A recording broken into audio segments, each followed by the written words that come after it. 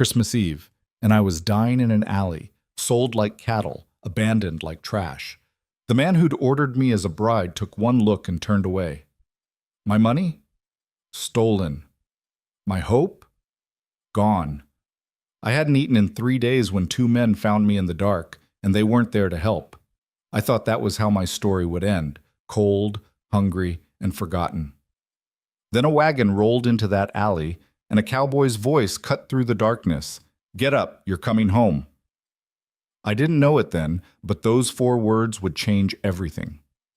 If you want to know how a woman with nothing became everything to a family that needed her just as much, stay with me until the end. And when you're done, hit that like button and comment what city you're watching from, because I want to see how far this story travels.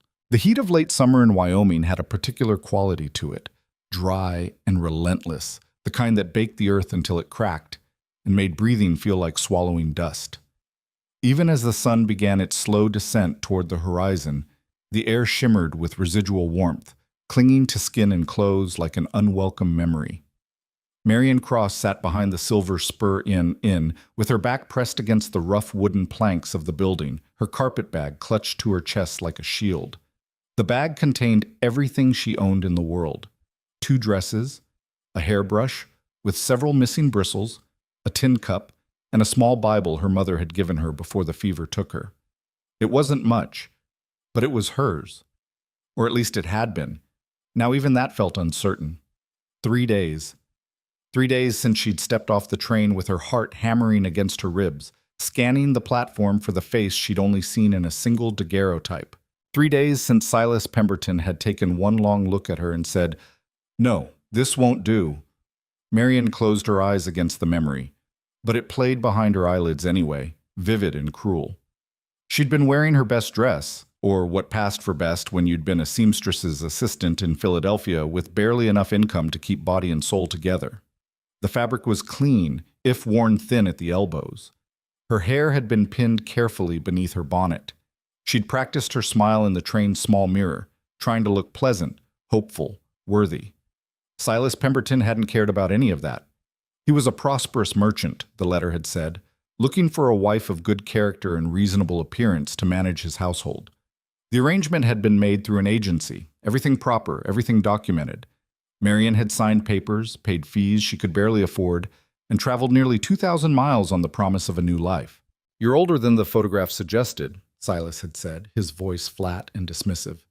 "And thinner. I was promised a woman of robust constitution." Marion had stood there on the platform, her single bag at her feet, while other passengers flowed around them like water around stones. "I'm 26, like," she'd managed to say, her voice smaller than she'd intended. "The photograph was taken only 6 months ago, and I'm quite healthy, I assure you. The arrangement is canceled." Silas had already been turning away. "I'll speak to the agency about a refund of my fees." "But," Marion had reached out, not quite touching his sleeve. "Mr. Pemberton, please. I've traveled so far. If you'd just give me a chance." "I've made my decision." He'd glanced at her then, and the coldness in his eyes had made her step back. "The agency will handle the matter of your return. Good day." And he'd left. Simply walked away and climbed into a waiting carriage while Marion stood frozen on the platform, her entire future crumbling around her like ash. She should have gotten back on the train right then. Should have used what little money she had left to purchase a ticket back east, back to the cramped boarding house and the endless stream of mending and alterations that had barely kept her fed. Should have accepted defeat and retreated. But something in her had refused. Maybe it was pride, foolish, stubborn pride that insisted she shouldn't have to slink back like a kicked dog. Maybe it was desperation, the knowledge that Philadelphia held nothing for her anymore except poverty and loneliness. Or maybe it was simply exhaustion, the bone-deep weariness of fighting so hard for so long only to be rejected once again. So she'd taken her bag and walked into town, looking for somewhere to stay while she figured out what to do next. The Silver Spur Inn had seemed reasonable enough. The building was weathered but solid, with a painted sign that showed only modest peeling. Marion had climbed the front steps and approached the desk, where a heavy-set woman with steel-gray hair was recording entries in a ledger. "I need a room, please," Marion had said. "Just for a few nights." The woman had looked up, her eyes sweeping over Marion in a single assessing glance. "That'll be $1.50 per night. In advance." Marion had reached for the small purse tucked inside her carpet bag and found nothing. Her hands had moved frantically, searching every pocket and fold of fabric. The purse had been there on the train.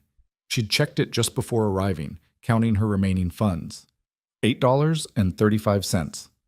Enough for a few nights' lodging and meals while she sorted out her options. Now it was gone. Marion's voice had cracked. "I had money. In my bag. Someone must have taken it when you weren't looking?" The woman's tone had held no sympathy. "Happens all the time to folks fresh off the train.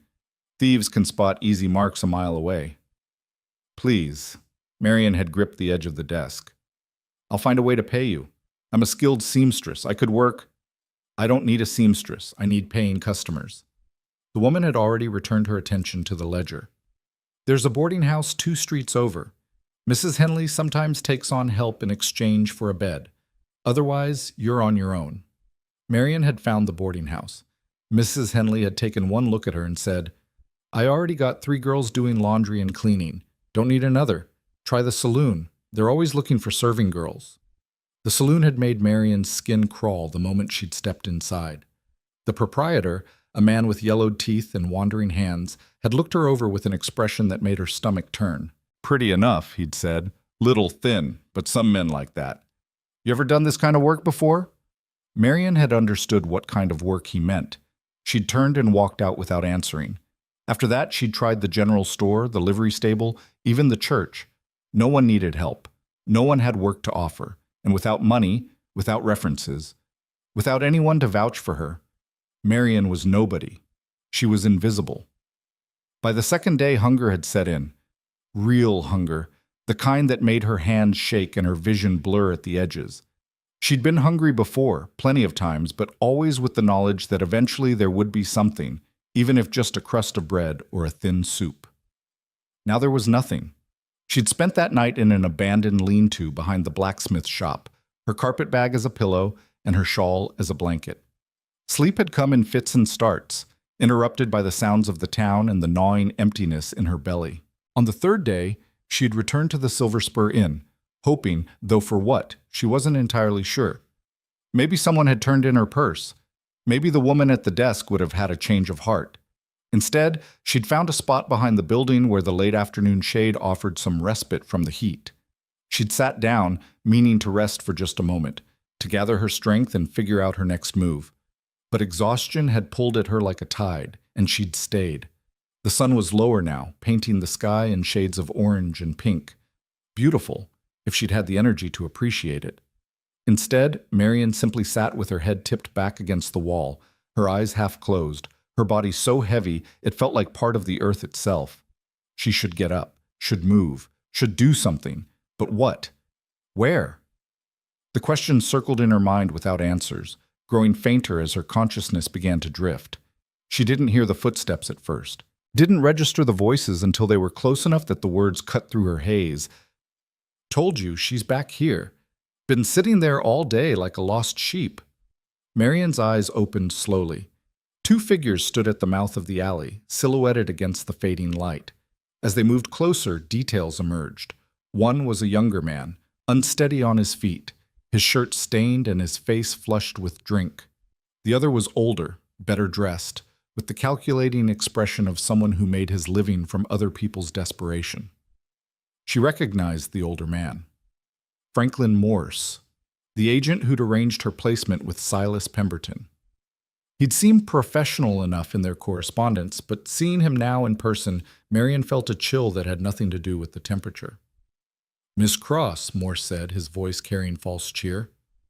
"I've been looking for you. Mr. Pemberton informed me of the unfortunate situation." Marion tried to stand, but her legs wouldn't cooperate. She managed to push herself a little straighter against the wall.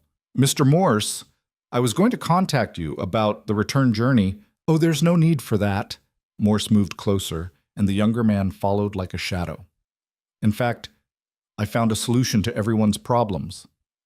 Something in his tone made Marion's skin prickle with warning. "What solution?" "This here is Tommy Vickers. He works at the cattle yards, and he's been looking for a wife. Morse gestured to the younger man, who was staring at Marion with an intensity that made her want to shrink into the wall. Now, I know the original arrangement didn't work out, but that doesn't mean we can't find you another placement. Tommy's willing to take you on. Not much of a dowry needed for a working man. I'm not looking for another arrangement, Marion said, her voice steadier than she felt. I just need— You need a husband, Morse interrupted. You need a home. That's what you came here for, isn't it? And Tommy's offering exactly that. Tommy Vickers lurched forward another step. Up close, Marion could smell the whiskey on his breath, could see the way his eyes struggled to focus. She's prettier than you said, he slurred. Little skinny, but that's all right. I like 'em delicate. I'm not interested, Marion said firmly. Thank you for the offer, Mr. Vickers, but I'll find my own way. Your own way? Morse's false cheer dropped away, revealing something harder underneath. Look at you. You haven't got a cent to your name. No job, no prospects, nowhere to sleep. How long do you think you'll last out here on your own? That's not your concern. Actually, it is. Morse pulled a folded paper from his jacket pocket. You signed a contract, Miss Cross. An agreement to enter into marriage upon arrival in Wyoming. The contract doesn't specify which marriage, and Tommy here is willing to honor it. That contract was with Silas Pemberton, who has voided his portion of the agreement, but the agency's fees were paid, travel was arranged, and we delivered you as promised. You still owe us fulfillment of the contract. Or, he paused meaningfully, payment for services rendered. I believe the total comes to approximately $45, including the finder's fee. $45. It might as well have been $1,000. Marion's throat went dry. I don't have that kind of money. I know you don't, which is why Tommy's offer is so generous. Morse's smile was sharp. He'll pay your debt to the agency, give you a home, put food in your belly. All you have to do is be his wife. Seems like a fair trade, doesn't it? I said no. Tommy's hand shot out and gripped her arm, pulling her halfway to her feet. Don't be stupid. You got nothing. You are nothing. Take what you're being offered. Marion tried to pull away, but his grip was iron-strong despite the drink. Her carpetbag fell to the ground, spilling its meager contents into the dirt. Let go of me. You heard her. The voice came from behind them, calm and level, carrying the kind of authority that didn't need volume to be heard. All three of them froze. A wagon had rolled into the alley without any of them noticing, or maybe Marion had been too focused on the men in front of her to hear it approach. Now it stood between them and the street, blocking the exit. The man who'd spoken was climbing down from the driver's seat with the easy grace of someone accustomed to physical work. He was tall, broad-shouldered, wearing dusty work clothes and a hat that shadowed his face. But even in the fading light, Marion could see the set of his jaw, the quiet intensity of his gaze as he assessed the situation. Behind him, in the wagon bed, 4 children sat in various stages of attention. The oldest, a boy of perhaps 13, had gone still and watchful. 2 younger boys flanked a small girl, all of them staring with wide eyes. This doesn't concern you, friend, Morse said, his voice tight. Private business. Doesn't look private. The stranger moved forward, his steps measured and deliberate. Looks like a lady asking to be left alone and not getting her wish. The lady has obligations. The lady said no. The stranger's tone hadn't changed, still calm, still level, but something in it made Tommy Vickers release Marion's arm and step back. I heard her say it twice. That seems pretty clear. Morse's face had gone red. Now see here. I see fine. The stranger bent and gathered Marion's belongings, placing them carefully back in her carpetbag. Then he straightened and looked directly at her for the first time. You got somewhere to go, miss? Marion's voice came out barely above a whisper. No. He nodded once, as if this confirmed something. Then he shrugged out of his coat and draped it over her shoulders. The fabric was warm from his body, and it smelled of leather and hay and honest work. Well, you do now. He offered his hand. Get up, you're coming home. For a moment, Marion could only stare at him. His face was weathered from sun and wind with lines around his eyes that spoke of squinting at distant horizons. He wasn't young, somewhere in his 30s maybe, and he wasn't handsome in any conventional sense, but his eyes were kind and his hand was steady, and when she placed her palm in his grip was gentle but sure. He pulled her to her feet with no apparent effort, then kept his hand on her elbow to steady her when she swayed. "You can't just take her," Morse sputtered. "She has debts. Send me the bill." The stranger's attention never left Marion. "Lucas Hart Ranch, about 12 miles north of town. You have a problem with that arrangement. You can come discuss it with me there." "This is kidnapping. This is giving a lady in distress a helping hand." Lucas finally looked at Morse, and his expression was like stone. "Something you clearly weren't planning to do.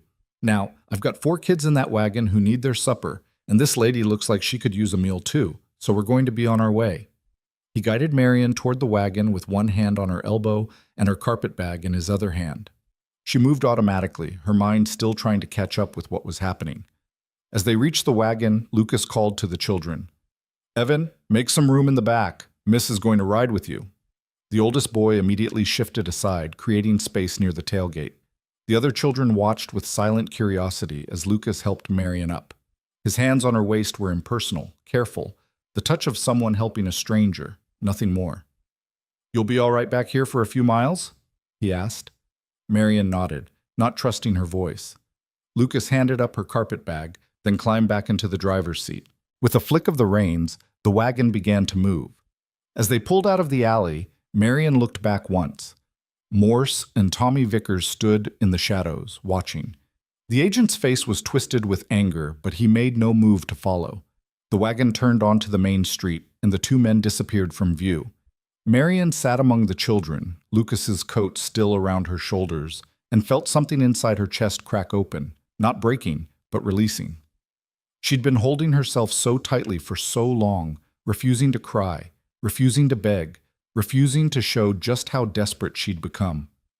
Now, rattling down a dusty street in a stranger's wagon, headed toward an unknown destination, she felt tears slip down her cheeks. The oldest boy, Evan, glanced at her, then quickly away, clearly uncomfortable with her emotion. But the little girl, who couldn't have been more than 5 or 6, leaned against Marion's side with the easy trust of childhood. "Don't cry," the girl said softly. "Pa always makes things better." Marion didn't know how to respond to that, so she simply put her arm around the small, warm body beside her and watched as the town of Bridger Falls grew smaller behind them. The sun had nearly set now, painting the sky in deep purples and blues. Ahead, the road stretched out into open country, flanked by rolling hills and distant mountains. The air was cooler now, carrying the scent of sage and grass. Marion had no idea where she was going, didn't know who Lucas Hart really was, or why he'd stopped to help her, or what he expected in return. She should probably be frightened, should probably be questioning the wisdom of leaving with a strange man and his children. But she wasn't frightened. For the first time in 3 days, maybe longer, she felt something other than despair. She felt hope.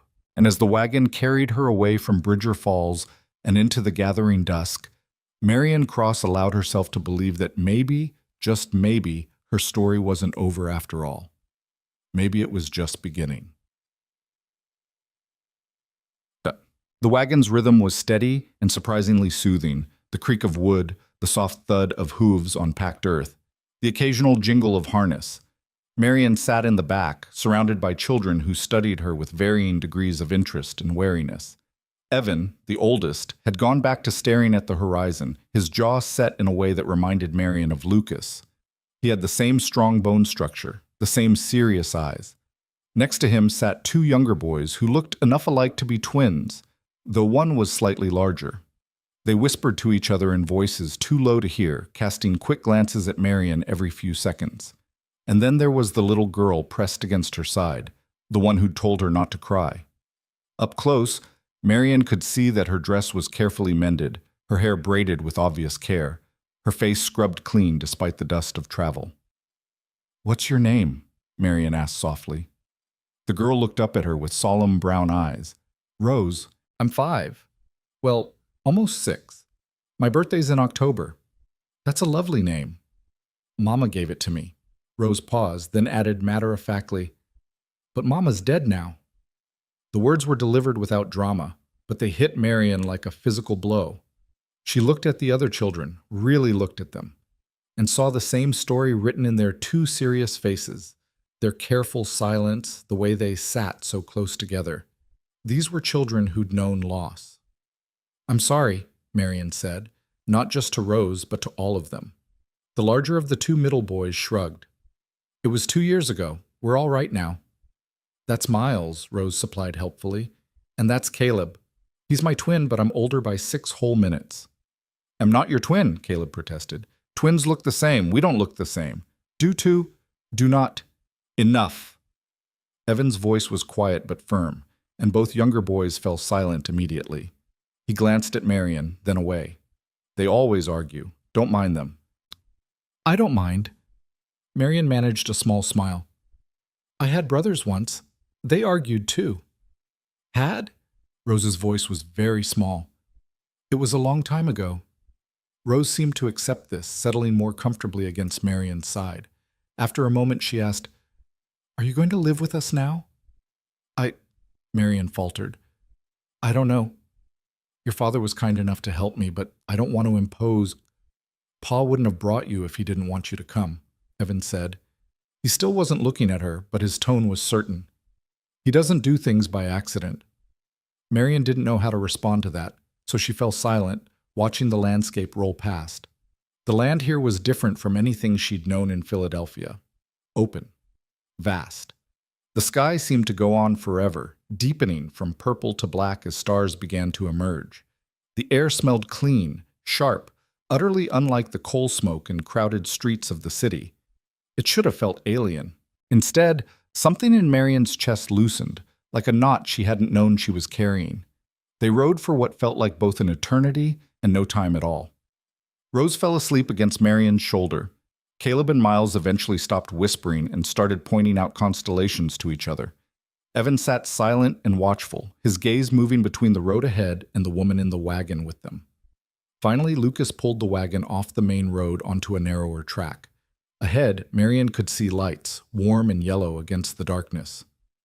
"Almost home," Lucas called back, his voice carrying easily over the sound of the horses. Home.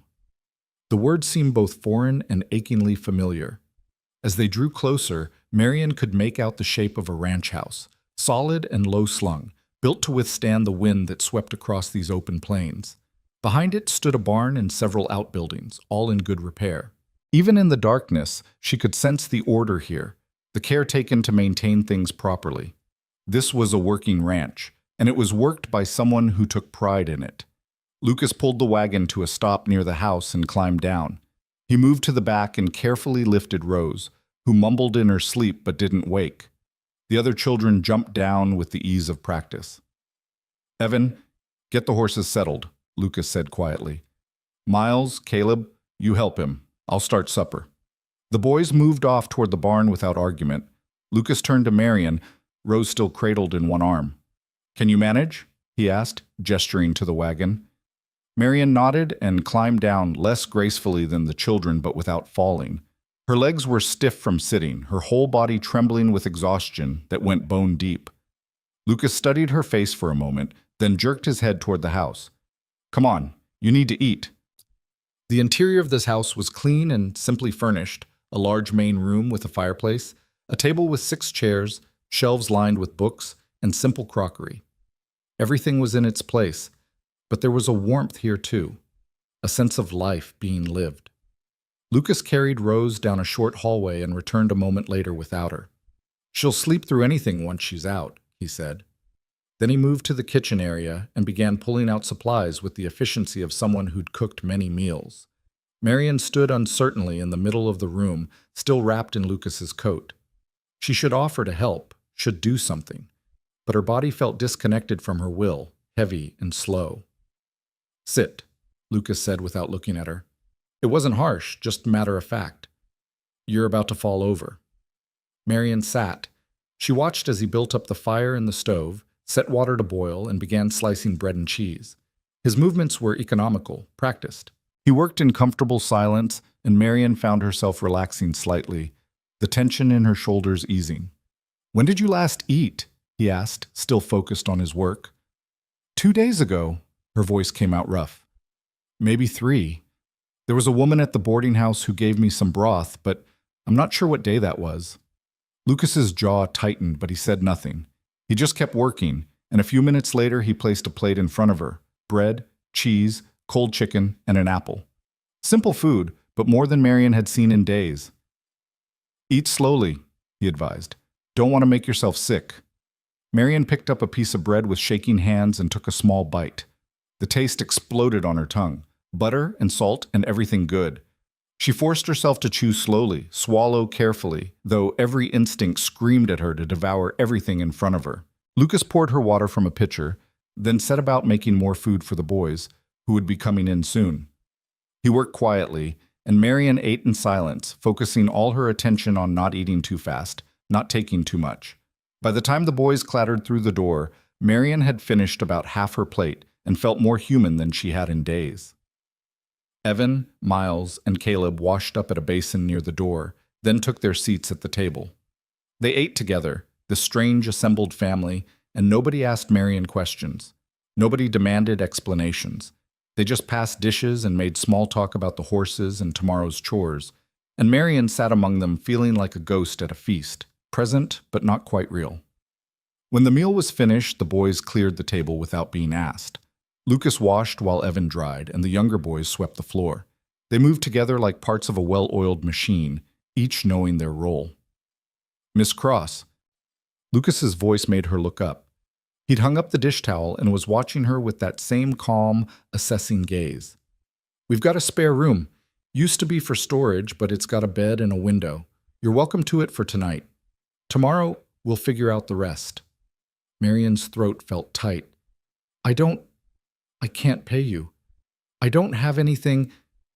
Didn't ask you to pay. Lucas's tone was gentle but firm. Asked if you needed a place to sleep. Answer's pretty obvious. But tomorrow, he repeated. For now, just rest. He showed her to a small room off the main hallway. It was simple. A narrow bed with clean sheets, a small dresser, a window with curtains that someone had sewn by hand.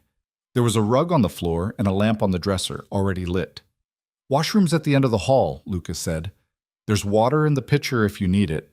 Boys and I are early risers, but don't feel like you need to be up at dawn. Sleep as long as you need. Marion clutched her carpet bag to her chest. Mr. Hart, Lucas. She forced herself to meet his eyes. Why are you doing this? You don't know me. I could be anyone. I could be... You're someone who needed help, he said simply. That's enough. He left before she could respond, closing the door softly behind him.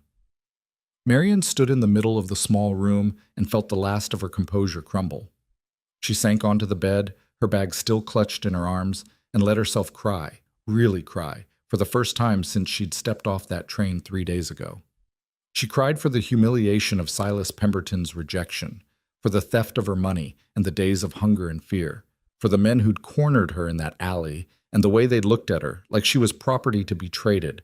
But she also cried with relief, because for the first time in longer than she could remember, she was safe, fed, warm. She didn't know what tomorrow would bring. Didn't know if Lucas would change his mind, or if those men from town would come looking for her, or if this was just a brief respite before everything fell apart again. But tonight, she had a bed. She had food in her stomach. She had a locked door between her and the world. It was enough. It had to be enough. Marion eventually rose and washed her face in the basin, changed into her nightgown, and climbed between the clean sheets. The bed was soft, the pillow smelled like lavender, and through the window she could see stars scattered across the sky like diamonds. She closed her eyes and, for the first time in 3 days, slept without fear. Morning came with the sound of roosters and the low murmur of voices from the kitchen. Marion woke slowly, disoriented at first by the unfamiliar surroundings. Then memory flooded back. The wagon, the ranch, Lucas Hart's quiet offer of sanctuary. She sat up, wincing at the stiffness in her muscles. The room was bright with early sunlight streaming through the curtains, illuminating dust motes that danced in the air. Outside she could hear the sounds of a working ranch coming to life. Horses nickering, the clang of metal on metal, boots on wooden planks. Marion dressed quickly in her other dress, the one that wasn't quite as worn as what she'd been wearing yesterday. She pinned her hair as neatly as she could manage without a proper mirror, then stood for a moment with her hand on the doorknob, gathering her courage. She had no idea what she was walking into, no idea what Lucas expected from her, or what kind of arrangement this was supposed to be. But staying in the room wouldn't answer those questions. The kitchen was empty when she emerged, though evidence of breakfast lingered. Dishes in the wash basin, the smell of coffee and bacon still hanging in the air. On the table sat a covered plate with a note written in careful, blocky letters. For Miss Cross, help yourself to coffee.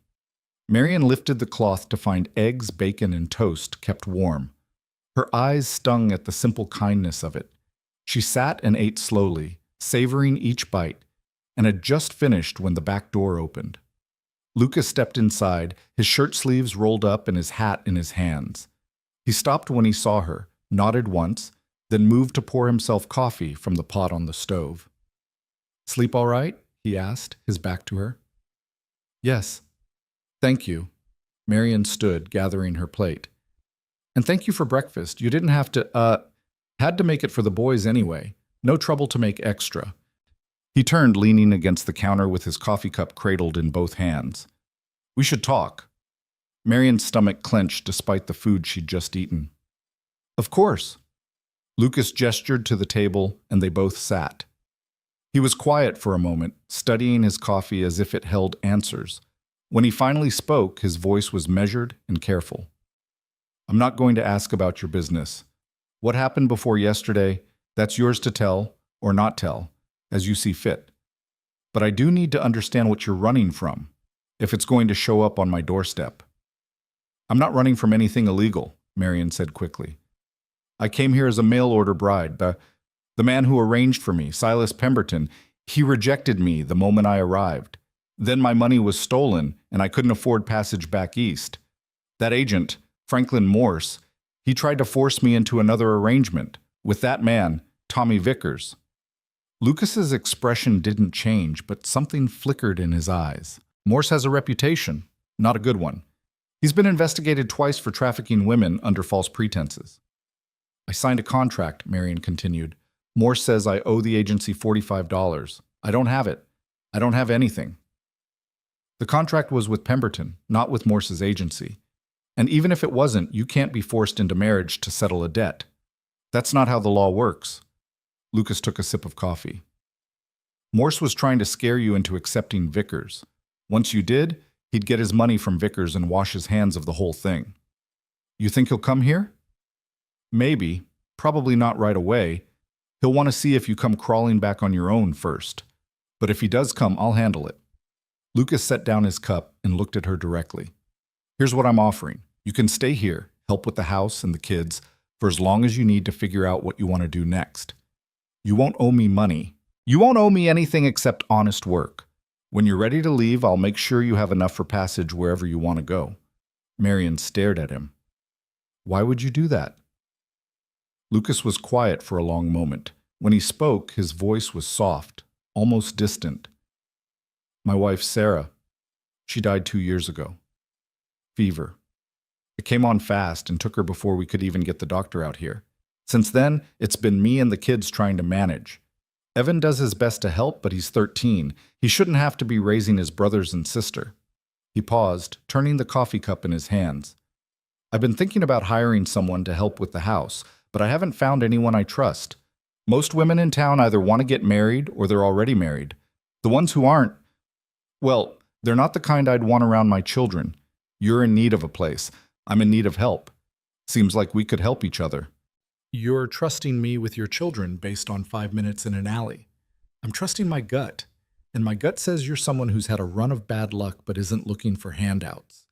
You were sitting behind that inn half-starved, but you weren't begging. You weren't crying. You were just enduring. That tells me something about your character." Marian's throat felt tight.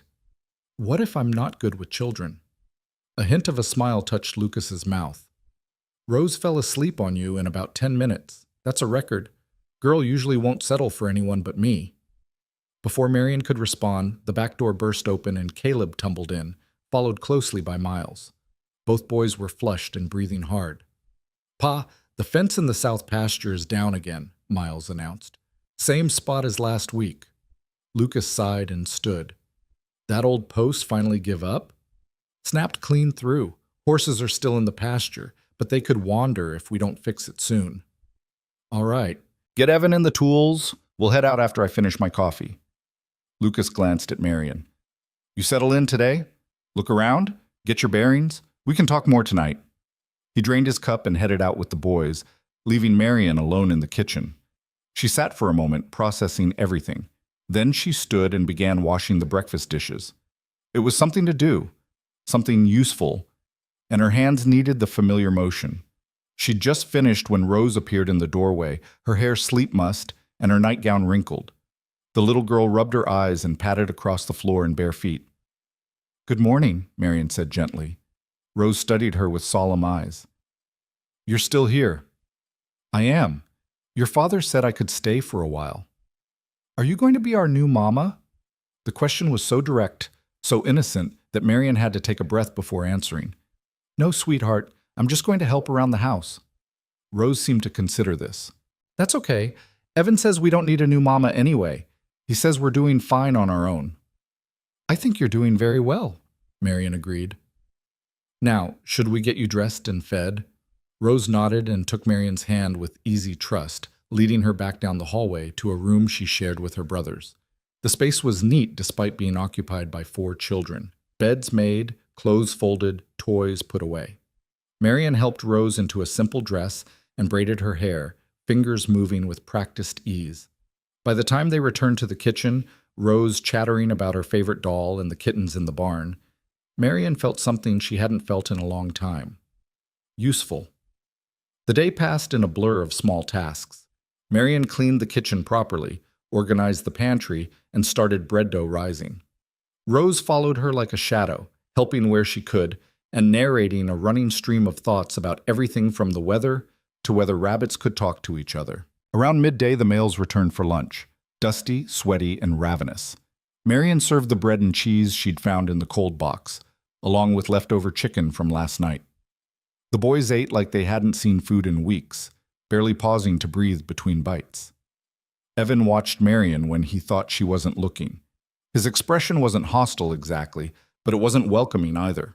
Wary, reserved, like he was waiting for her to prove herself one way or another. After lunch, Lucas and the boys headed back out to finish the fence. Rose announced she was going to play with the kittens and invited Marion to join her. The barn was dim and cool, smelling of hay and horses and the particular sweetness of well-kept livestock. Rose led Marion to a corner where a calico cat had made a nest, and 5 tiny kittens tumbled over each other in a squeaking pile. That one's Patches, Rose said, pointing to a black and white kitten. And that's Socks, and that's Bandit, and those 2 are just baby because I can't tell them apart yet. Marion smiled and sat down in the hay, letting Rose place kittens in her lap. They were so small, so perfect, their eyes barely open, and their mews like tiny bells. Do you like them? Rose asked anxiously. I love them. Rose beamed. Mama loved cats, too. She said they were good company when you were lonely. The little girl's voice dropped. Do you get lonely? Marion looked down at the kittens, their small bodies warm against her hands. Sometimes, yes. Me too. Rose leaned against Marion's shoulder. But it's better when Pa's here. And Evan and Miles and Caleb, even though they're annoying. They sat together in comfortable silence, and Marion felt something shift in her chest. This child, who'd lost her mother so young, was offering comfort in the only way she knew how. And somehow, it was exactly what Marion needed. That evening, after another simple meal, Lucas asked Marion to walk with him while the boys did the dishes. They strolled toward the pasture where horses grazed in the fading light, the air cooling and pleasant. You've been busy today, Lucas observed. I wanted to be useful. You are. Rose hasn't stopped talking about you all afternoon. According to her, you're the best person she's ever met, aside from me and her mama. Marion felt her cheeks warm. She's a sweet child. She is, but she's also lonely in a way the boys aren't. They have each other, always have. Rose was so young when Sarah died that she barely remembers having a mother. She's been the only girl in a house full of men and boys, and I know she feels it even if she doesn't say so. They reached the fence and leaned against it, watching the horses. One of them, a gray mare, ambled over and nudged Lucas's shoulder, looking for treats. He scratched her nose absently. "I meant what I said this morning," Lucas continued. "You can stay as long as you need to, but I want to make sure you understand what that means. This isn't charity. I need help, real help, and I'm offering you a job, not a handout. You'll work, and in exchange you'll have room and board and a small wage when I can manage it." "What about those men, Morse and Vickers?" "Let me worry about them." Lucas's jaw tightened. "Men like that are bullies. They prey on people who can't fight back. But they're also cowards. Once they realize you're not alone and defenseless, they'll move on to easier targets. You're very confident. I'm a realist, and I know this territory. Morse won't want trouble with me. I'm on the town council, and I've got friends who don't take kindly to men who mistreat women. He'll bluster and threaten, but in the end, he'll back down." Marian wanted to believe him, but she'd learned the hard way that promises didn't always hold. "What if he doesn't?" she asked quietly. Lucas turned to look at her, his expression serious.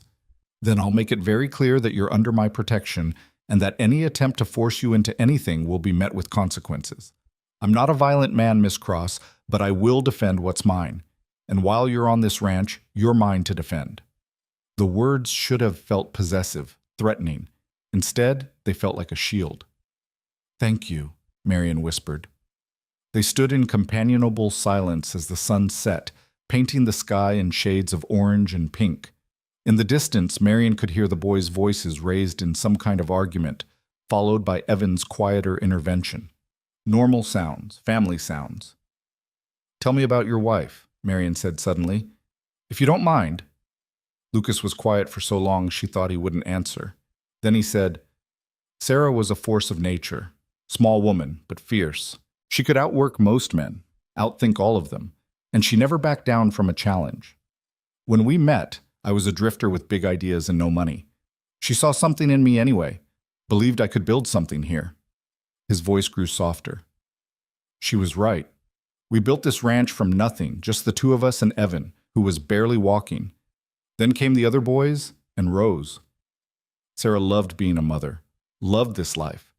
When the fever took her," he stopped, swallowed hard. "It broke something in all of us, but especially in the kids. They lost their whole world in a single night. I'm sorry. Life doesn't ask permission before it takes things from you. You learn that quick out here." Lucas pushed away from the fence. "But it also gives you things you don't expect, like someone who knows how to make bread showing up just when you're tired of serving the kids hard biscuits every meal." Marian laughed despite herself. "Your biscuits were that bad?" Evan compared them to rocks. I think he was being generous. They walked back toward the house, and Marian felt something unfamiliar blooming in her chest. Not quite happiness, it was too soon for that, but maybe the beginning of peace. 3 days passed in a rhythm that became almost comfortable. Marian woke early, helped prepare breakfast, and spent her days managing the household while Lucas and the boys worked the ranch. She cooked, cleaned, mended clothes, and slowly began to understand the patterns of this family. Evan remained reserved but had stopped watching her with quite so much suspicion. Miles and Caleb had decided she was acceptable, especially after she'd helped them build a trap for catching lizards, a project that had resulted in chaos, laughter, and exactly 0 captured lizards. Rose had become her constant companion, following Marian through her tasks and chattering endlessly about everything and nothing, and Lucas was steady, quiet. He treated Marian with careful respect, never presuming, never crossing the unspoken boundaries between employer and employee. But sometimes she caught him watching her with an expression she couldn't quite read. On the 4th morning, everything changed. Marian was hanging laundry in the yard, Rose playing nearby with her doll, when she heard the sound of horses approaching. She turned to see 2 riders coming up the drive, and her stomach dropped when she recognized them. Franklin Morse sat astride a bay gelding, his face set in grim determination. Beside him rode Tommy Vickers, looking more sober than he had in the alley, but no less dangerous. Marian's hands froze on the wet sheet she'd been pinning. Rose looked up, sensing her tension. "Who's that?" the little girl asked. "Go inside," Marian said quietly. "Find your father."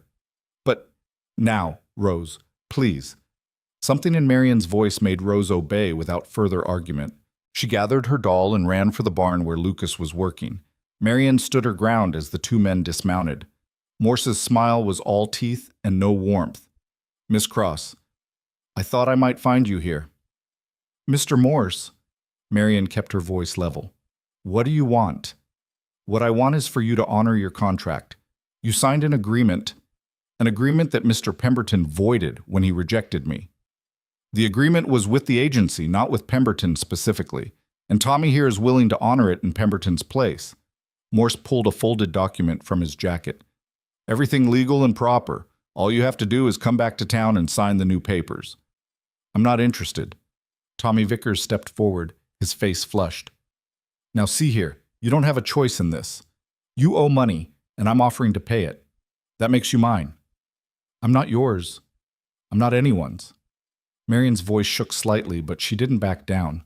"I told you in town, and I'm telling you now, I'm not marrying you." "You think you can just hide out here on Hart's ranch?" Morse's voice turned sharp. "Playing house with his kids? Lucas Hart is a good man, but he's not going to protect you forever. Sooner or later, you'll have to face reality.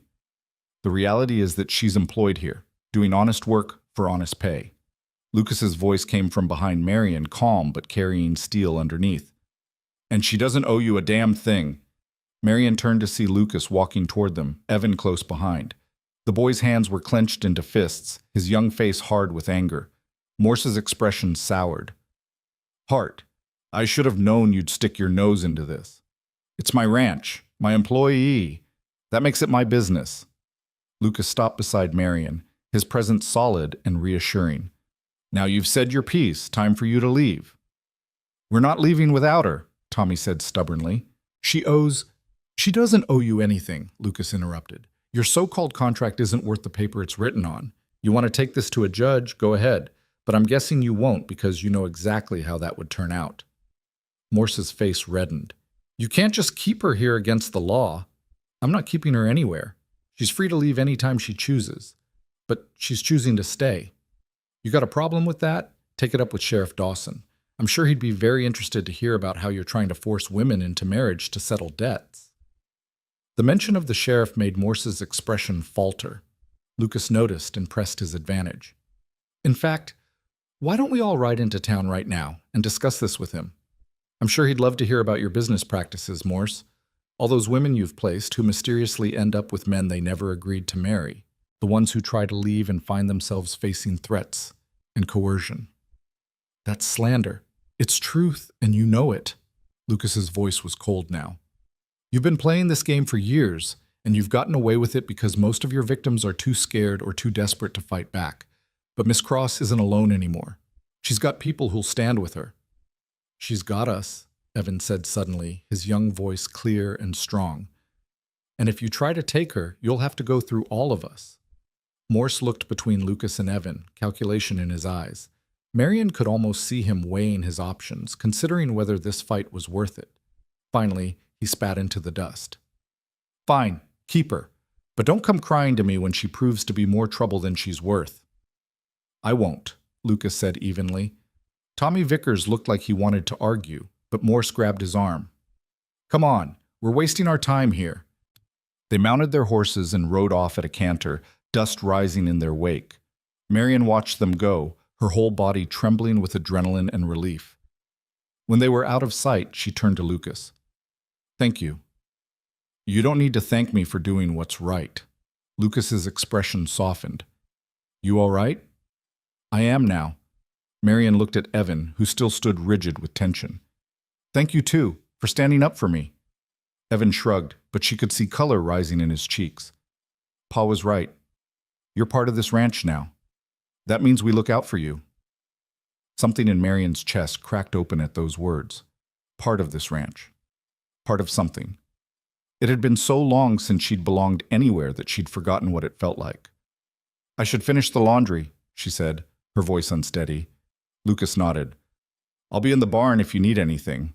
He walked away with Evan, their voices low as they talked. Marion turned back to her task, but her hands were shaking too badly to pin the sheets.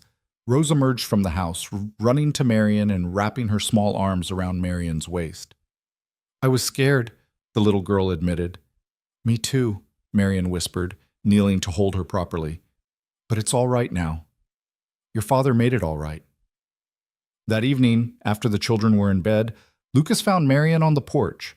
She was sitting in one of the old rocking chairs, staring out at the stars that seemed impossibly bright in the clear Wyoming sky. Mind if I join you? He asked. It's your porch. It's your porch too, for as long as you want it to be. He sat in the other rocker, and they were quiet for a while, the only sound the creak of wood and the distant call of night birds. Do you think they'll come back? Marion finally asked. No, Morse knows I meant what I said about the sheriff. He'll cut his losses and move on. Lucas paused. But even if he does come back, the answer will be the same. You're under my protection now, and that's not going to change. Why? The question burst out of her. Why are you doing this? You don't know me. I could be everything Morse said. Trouble, a burden. You're not. Lucas's voice was firm. You're a woman who got dealt a bad hand and refused to give up. You could have begged or stolen or accepted Vickers' offer just to survive. But you didn't. You sat behind that inn and waited, and I'll bet you would have died before you compromised yourself. He turned to look at her, his expression serious in the moonlight. That kind of strength is rare, and it's exactly the kind of person I want around my children. Marion's throat felt too tight to speak. Besides, Lucas added, his tone lighter, Rose has decided you're staying, and when Rose decides something, that's pretty much the end of the discussion. Marion laughed, the sound shaky but genuine. She's quite determined. Gets it from her mother. They sat together in comfortable silence, and Marion felt something she'd thought lost forever beginning to take root in her chest. Hope.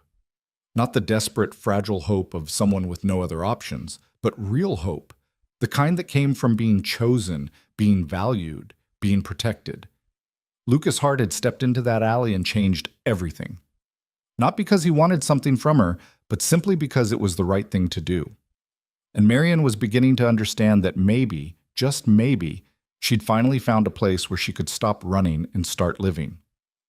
The stars wheeled overhead, and the Wyoming wind carried the scent of sage and possibility, and for the first time in longer than she could remember, Marion Cross felt like she might actually have a future worth fighting for. The weeks that followed Morse's departure settled into a rhythm that felt almost too good to be real.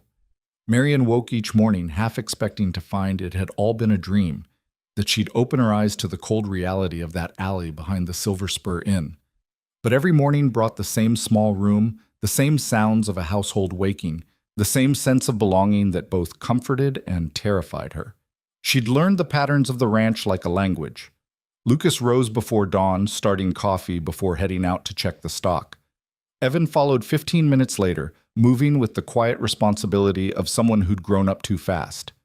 Miles and Caleb needed coaxing from their beds, stumbling to the breakfast table still half asleep. Rose was unpredictable, some mornings bouncing with energy, others clinging to Marion's skirts and needing gentle encouragement to face the day. Marion had found her place in these patterns. She had the coffee ready when Lucas came in from his first rounds. She packed lunches for the boys to take into the fields. She braided Rose's hair and listened to her endless stories. She mended torn shirts and patched worn trousers and kept the house running with quiet efficiency. It was honest work, and it fed something in her she hadn't known was starving. One morning in early October, Marion was kneading bread dough when Evan appeared in the kitchen doorway. He stood there awkwardly, shifting his weight from foot to foot in a way that reminded her he was still just a boy despite the man's work he did.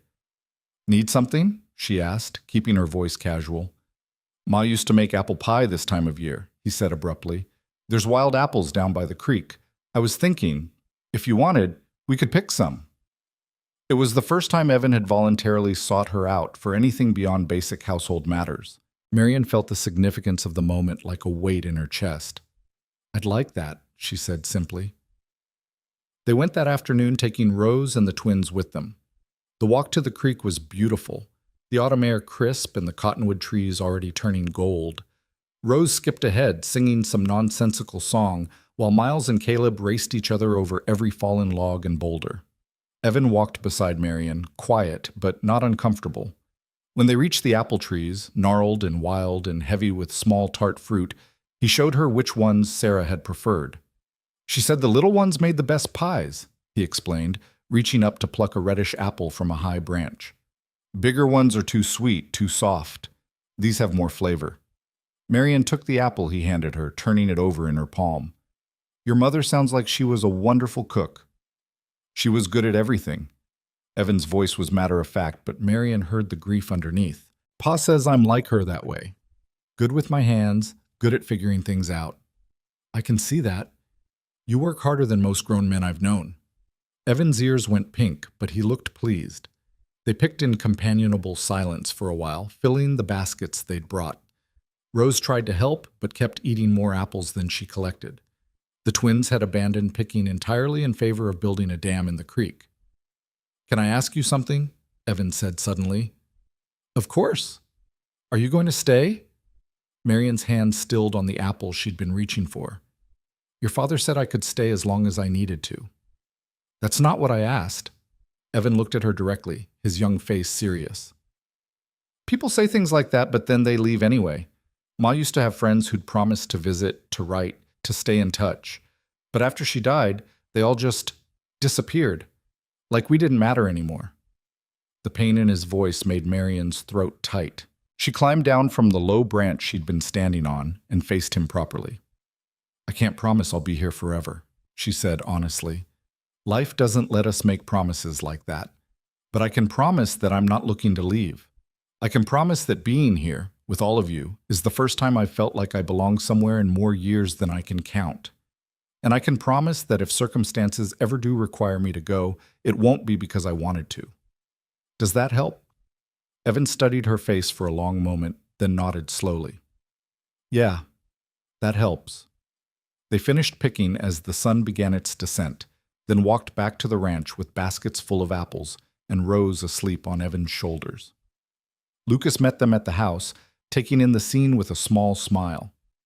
Apple pie tonight? He asked. If I can remember how to make decent crust, Marian replied. Ma's recipe is in the book on the shelf, Evan offered, the one with the blue cover. That evening, Marian made 3 pies using Sarah's recipe, written in elegant script on yellowed paper tucked between the pages of a worn cookbook. The whole house filled with the scent of cinnamon and butter and apples, and when they sat down to eat after supper, even Miles and Caleb were quiet with appreciation. Lucas took a bite and closed his eyes. When he opened them again, they were bright with something that might have been tears. Just like Sarah's, he said quietly. Thank you.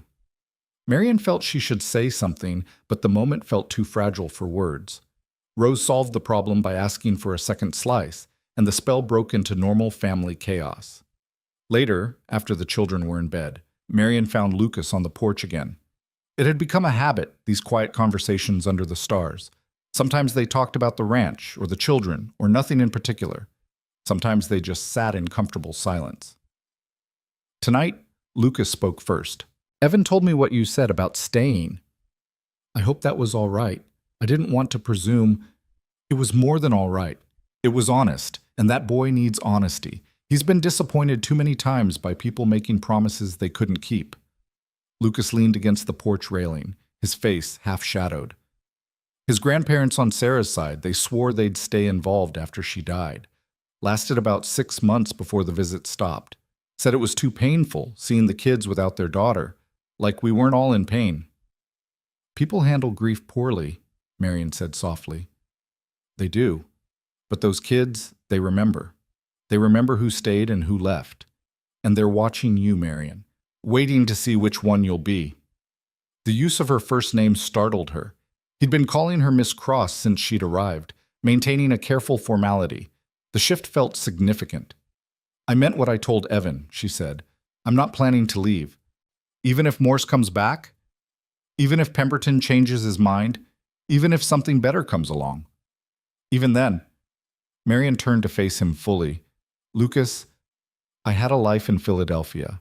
I had work and a room and nothing else.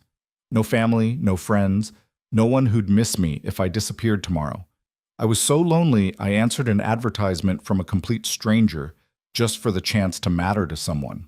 And when that fell apart, when I was sitting in that alley waiting to die, or worse, I thought that was all I deserved. That I'd used up my chances at anything better. She paused, her voice growing stronger. But then you stopped. You saw me when no one else did, and you offered me something I'd given up hoping for, a place, a purpose, people who might actually need me around.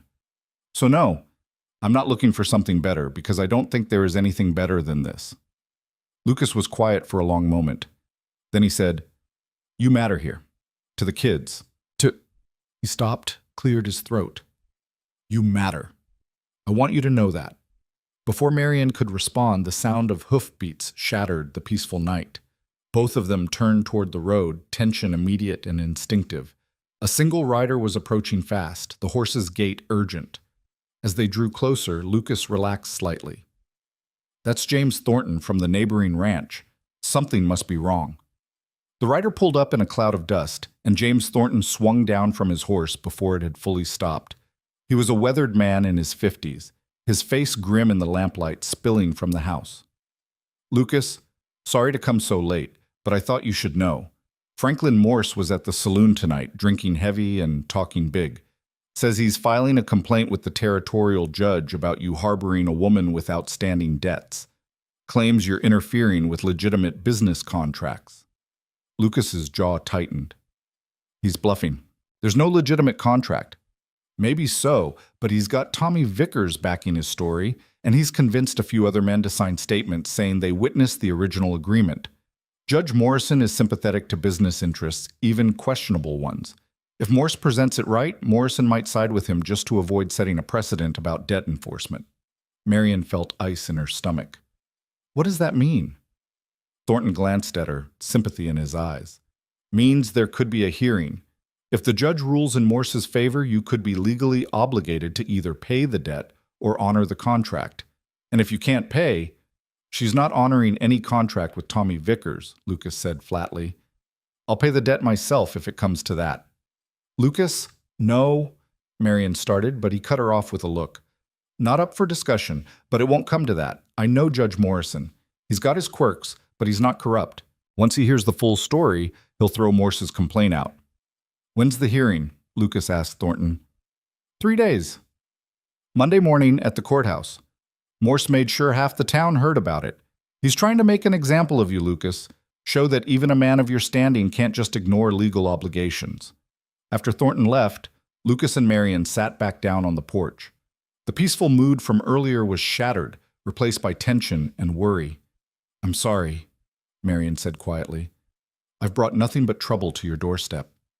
You've brought capable hands, good cooking, and the first genuine laughter I've heard from Rose in 2 years. That's not trouble." Lucas's voice was firm. "Morse is the problem, not you. And Monday we're going to make sure everyone knows it." The next 3 days passed in a strange kind of limbo. The household routines continued, but underneath everything was a current of anxiety. Evan became more protective, following Marion around like a silent guardian. Rose grew clingy, sensing the tension even if she didn't understand its source. Miles and Caleb were quieter than usual, their typical rowdiness subdued. Lucas spent hours going through paperwork, writing letters, and riding into town to speak with people Marion never met. He wouldn't tell her the details, just said he was building their case. Sunday evening, the night before the hearing, Lucas called a family meeting around the dinner table. All 4 children sat with unusual stillness, their faces serious. "Tomorrow, Miss Marion and I have to go to town for a hearing," Lucas explained, his tone calm but honest. "Mr. Morse is claiming she owes money and trying to force her into a contract. We're going to explain to the judge why that's not true and not legal. Evan, you'll be in charge while we're gone. Mrs. Thornton has agreed to check in around midday." "What if the judge says she has to leave?" Rose's voice was very small. "He won't," Lucas said with more confidence than Marion felt. "But if something unexpected happens, I want you all to remember that we're a family. We stick together and we take care of our own. Miss Marion is our own now, understood?" 4 heads nodded solemnly. That night, Marion couldn't sleep. She lay in her small room, staring at the ceiling and trying not to imagine all the ways tomorrow could go wrong. Around midnight, she gave up and went to the kitchen for water. Lucas was already there, sitting at the table with papers spread in front of him. He looked up when she entered, unsurprised. "Couldn't sleep either?" he asked. "Too many thoughts." Marian poured herself water and sat across from him. Lucas, if the judge rules against us, I want you to let me pay the debt however I have to. I won't let you sacrifice for me. And I won't let Morse bully you into a marriage you don't want. We're past that kind of barbarism, even out here. Lucas gathered his papers into a neat stack. I've been thinking about this all wrong. Morse wants to make this about contracts and debts and legal obligations. But that's not what this is really about. Then what is it about? Control. Power. He makes his living convincing desperate women they have no choices, then profiting when they accept whatever he offers. You're dangerous to him because you said no. You found another option, a better option, and that threatens his entire business model. If you can escape, other women might try too. Marian hadn't thought about it that way. So what do? We make sure the judge understands that. We show him you're not some runaway bride shirking obligations. You're a woman who was defrauded, abandoned, and then targeted by a predator. We show him that Morse's business is exploitation dressed up in legal language. And we make him see that ruling in Morse's favor sets a precedent that could hurt a lot of women who come after you. Lucas's eyes met hers across the table. You're not just fighting for yourself tomorrow, Marian. You're fighting for every woman who might find herself in a similar situation. That's why we can't lose. The weight of it settled on Marian's shoulders, but instead of crushing her, it felt like armor. Lucas was right. This was bigger than just her. Then we won't lose, she said quietly. Monday morning dawned clear and cold. Marian dressed in her best dress, the one she'd worn when she first arrived, carefully cleaned and pressed. She braided her hair simply and looked at herself in the small mirror, trying to see what the judge would see. A woman. Just a woman.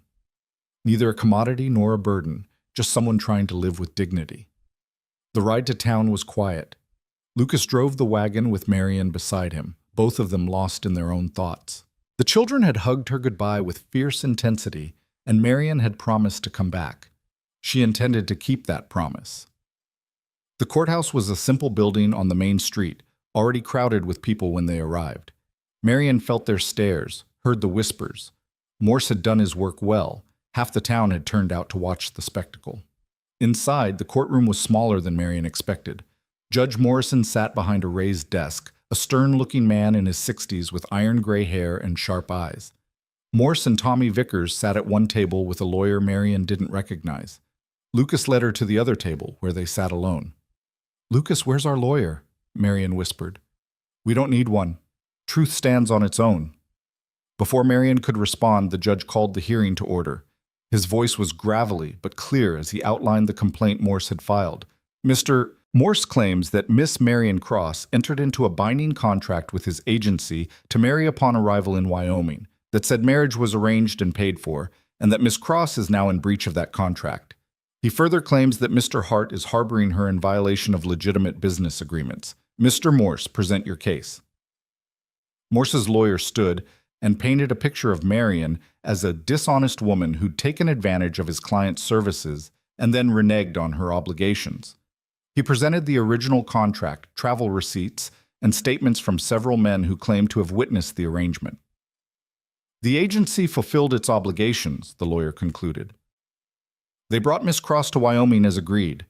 The fact that the original placement didn't work out is unfortunate, but it doesn't void Miss Cross's obligation to enter into a marriage or repay the agency's costs. Mr. Vickers has generously offered to honor the contract in place of the original client, providing Miss Cross with exactly what she came here seeking, a husband and a home. Her refusal to accept this reasonable solution is a clear breach of contract." Judge Morrison listened without expression, making occasional notes. When Morse's lawyer sat down, the judge looked at Lucas. "Mr. Hart, I understand you're representing yourself and Miss Cross." Lucas stood. "I am, Your Honor, and with respect to opposing counsel, nearly everything he just said is either misleading or outright false." A murmur ran through the courtroom. Lucas waited for it to subside, then continued. "First, the contract Miss Cross signed was with a specific individual, Silas Pemberton. When Mr. Pemberton rejected her upon arrival, that contract was voided by his own actions, not hers. Second, the agency did not fulfill its obligations. They promised Miss Cross a legitimate marriage arrangement and instead delivered her to a man who took one look at her and walked away. Third, Miss Cross's money was stolen while she was in transit, leaving her unable to pay for return passage even if she'd wanted to. Lucas pulled papers from his jacket. I have here a statement from the sheriff confirming that multiple complaints have been filed about theft targeting new arrivals at the train station.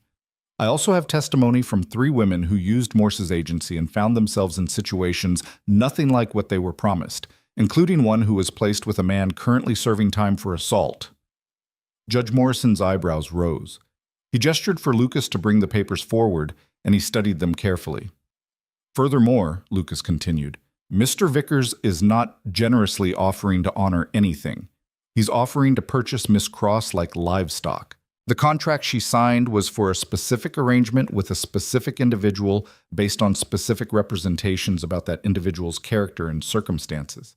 Substituting a drunk stable worker with a violent temper is not the same arrangement.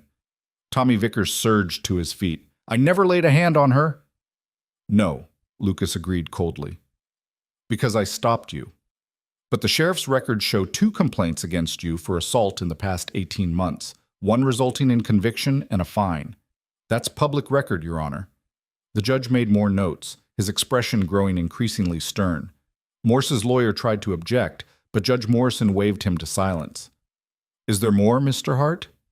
Yes, Your Honor. I want to address the real issue here, which isn't contracts or debts, but control.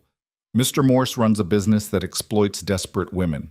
He promises them new lives and then deliberately puts them in vulnerable positions where they have no choice but to accept whatever arrangement he offers, no matter how unsuitable or dangerous. Miss Cross is here today because she refused to be exploited, because she had the courage to say no even when she had nothing. Lucas turned to look at Marion, and his voice softened. She sat in an alley for 3 days without money or food rather than accept an arrangement she knew was wrong. That's not breach of contract, Your Honor. That's strength of character.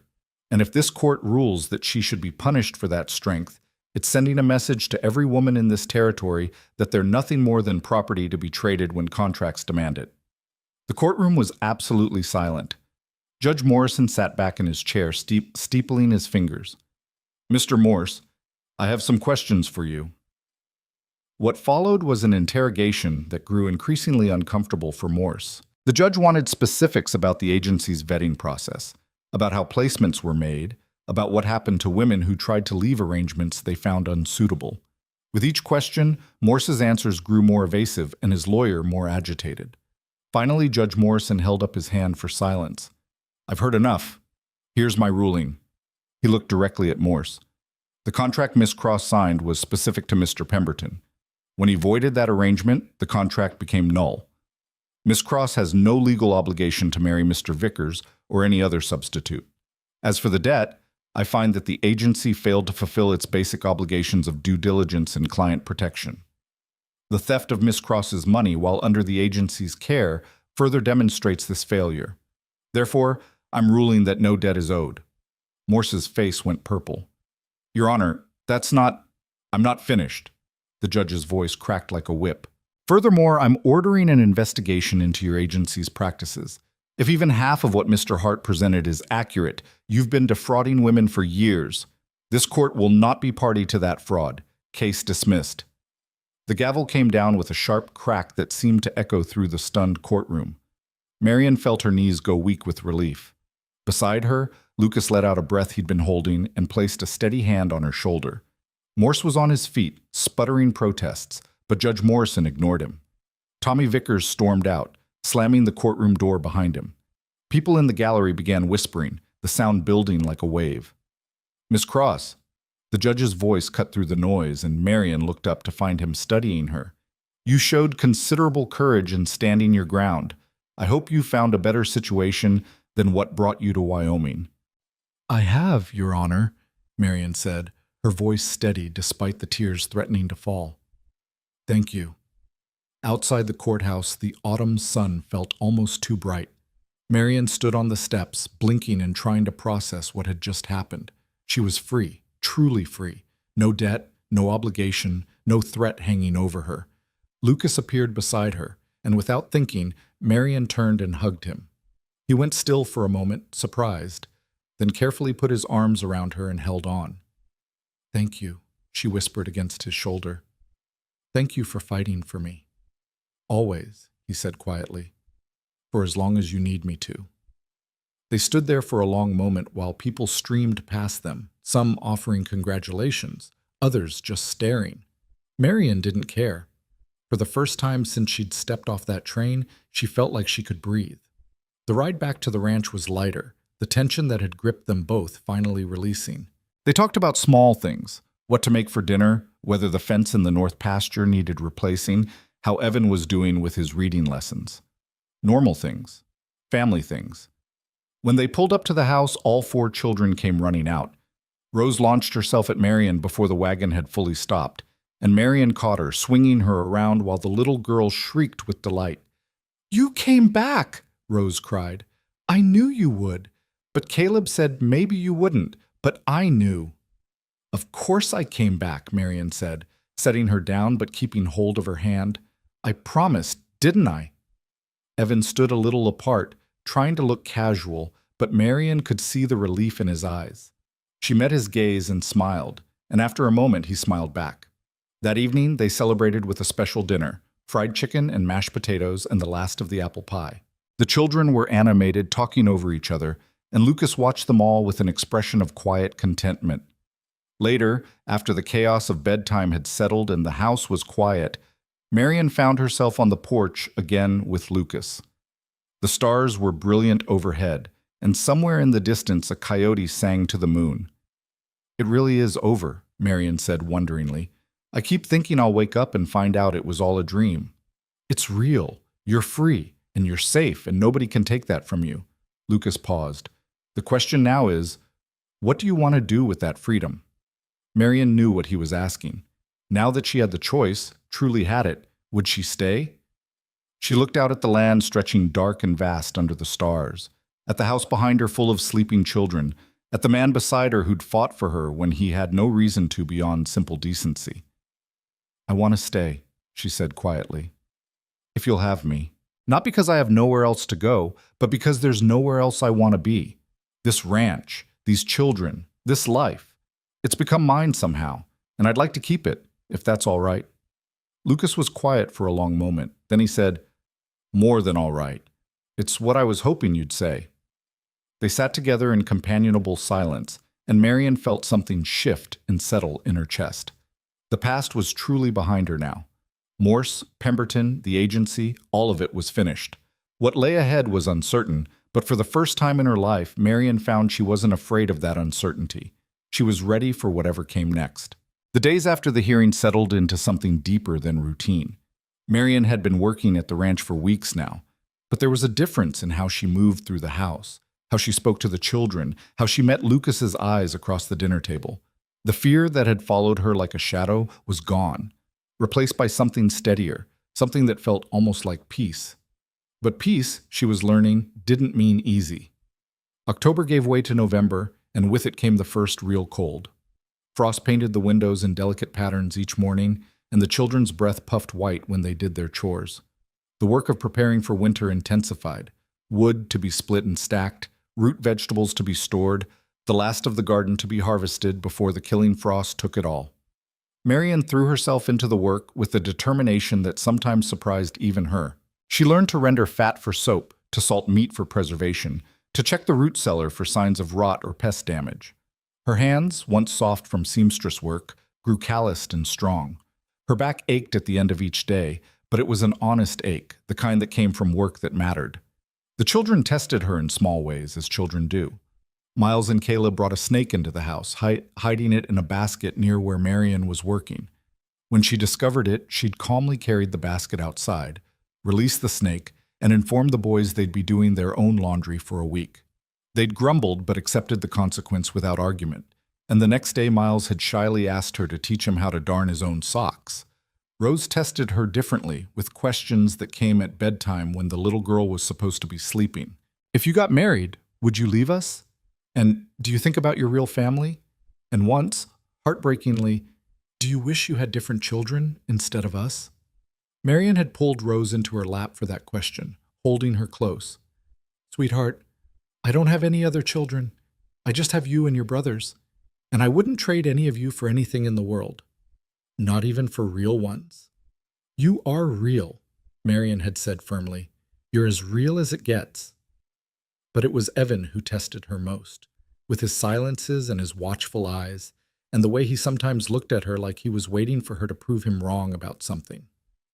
He worked from dawn to dark alongside his father, shouldering responsibilities no 13-year-old should have to carry, and he rarely asked for anything, which was why Marion noticed when he started struggling with his reading lessons. She'd found him one evening in the barn, sitting in the loft with a book open on his lap and frustration written across his young face.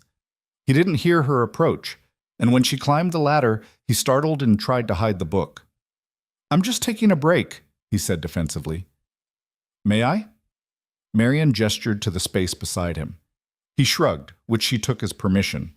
She settled onto the hay and glanced at the book, a worn copy of adventure stories, the kind boys his age typically devoured. "Having trouble with that one?" she asked gently. "No."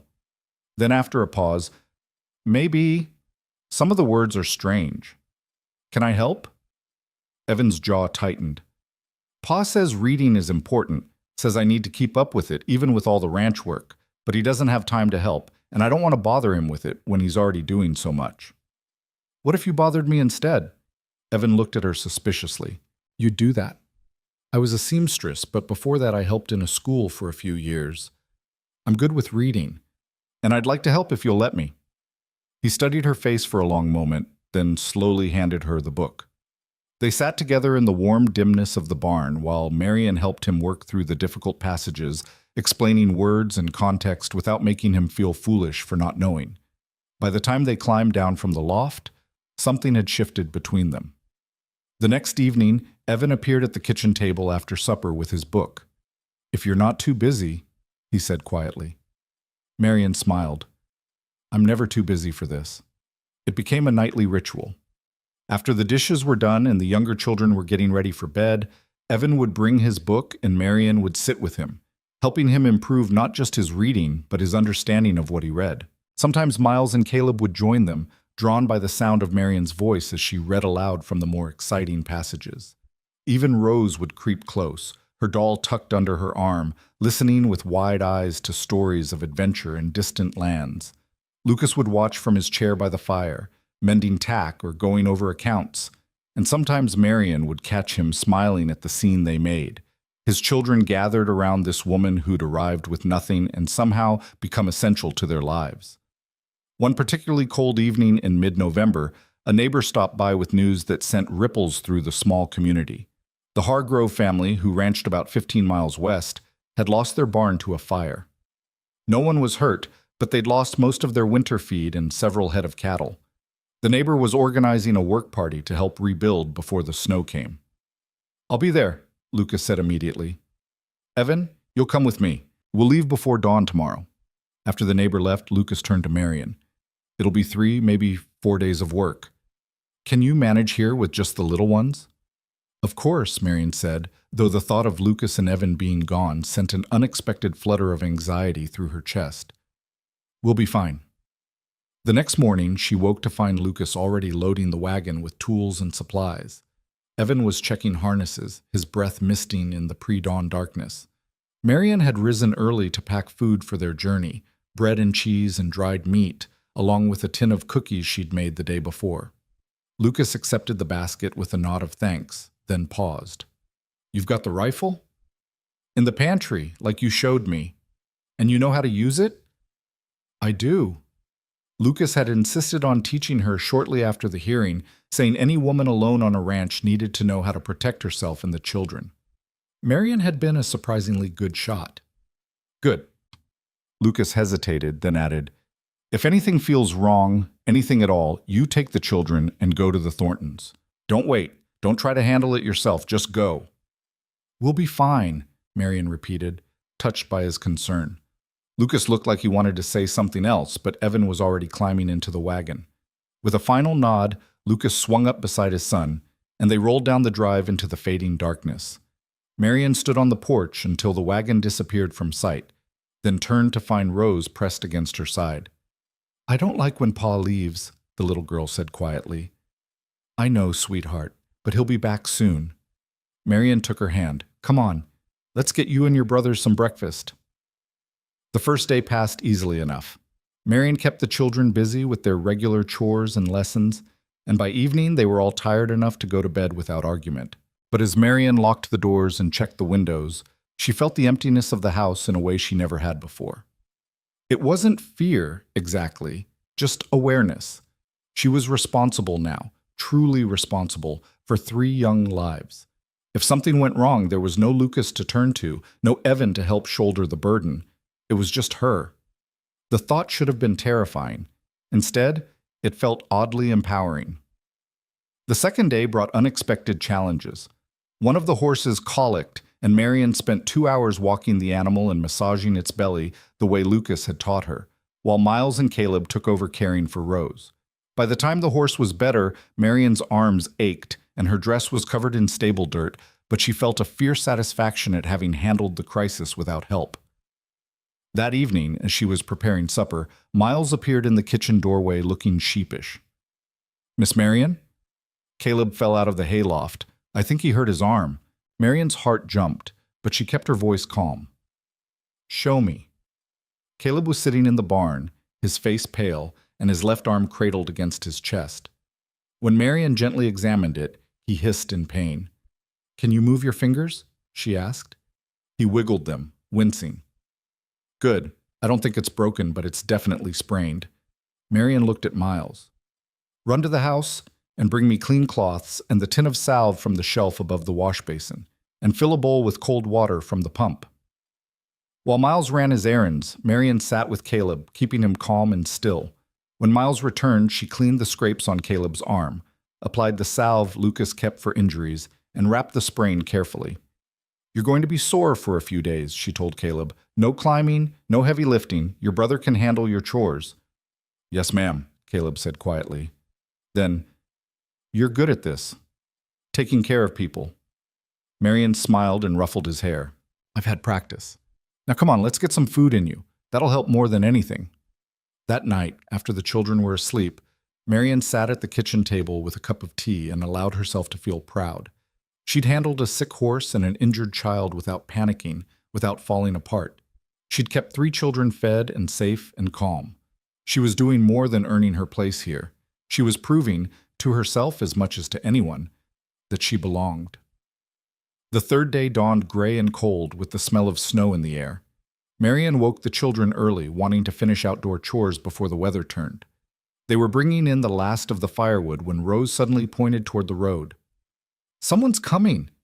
Marion's hand instinctively went to her pocket, where she'd been keeping a small knife since Lucas left. But as the rider drew closer, she recognized James Thornton from the neighboring ranch. He pulled up near the porch, his expression serious. Miss Cross, is Lucas around? He's helping the Hargroves with their barn. Won't be back until tomorrow, probably. Is something wrong? Thornton dismounted, glancing at the children. Could we talk inside? Marion's stomach tightened, but she kept her voice steady. Miles, take Rose and Caleb to gather eggs. I'll call you when it's time to come in. Once the children were occupied, Thornton followed Marion into the house. He stood awkwardly in the kitchen, turning his hat in his hands. There's been some trouble in town, he said finally. Franklin Morse was arrested yesterday. Turns out that investigation Judge Morrison ordered turned up evidence of fraud going back years. Morse was taking money from men for placements he never actually arranged and charging women for services he never provided. The territorial marshal got involved. Marion felt relief flood through her. That's good news, isn't it? Mostly. But here's the thing. Tommy Vickers is claiming he paid Morse $200 for your placement. Says he's owed either you or his money back. And since Morse is in jail, he's looking to you for satisfaction. That's absurd. I never agreed to anything with Vickers. I know that, and the law knows that. But Vickers is drunk most of the time these days, and he's been making threats. Sheriff wanted me to pass along a warning. Lucas should probably know, and you should be careful until this all gets sorted out. After Thornton left, Marion stood in the kitchen trying to calm the anxiety rising in her chest. She'd thought this was over, thought she was safe, but apparently the past wasn't quite finished with her yet. She spent the rest of the day in a state of heightened awareness, jumping at every sound, watching the road for riders that didn't come. The children sensed her tension and grew quiet, speaking in whispers and staying close to the house. That evening, as Marian was preparing supper, she heard horses. Multiple horses, moving fast. "Children, upstairs," she said quietly but firmly. "Now." "But," Miles started, "now." Something in her tone made them obey without further argument. Rose started to cry, but Caleb took her hand and led her toward the stairs. Miles hesitated at the bottom, clearly torn between obeying and staying to help. "Go," Marian said. "Lock yourselves in your room and don't come out until I tell you it's safe."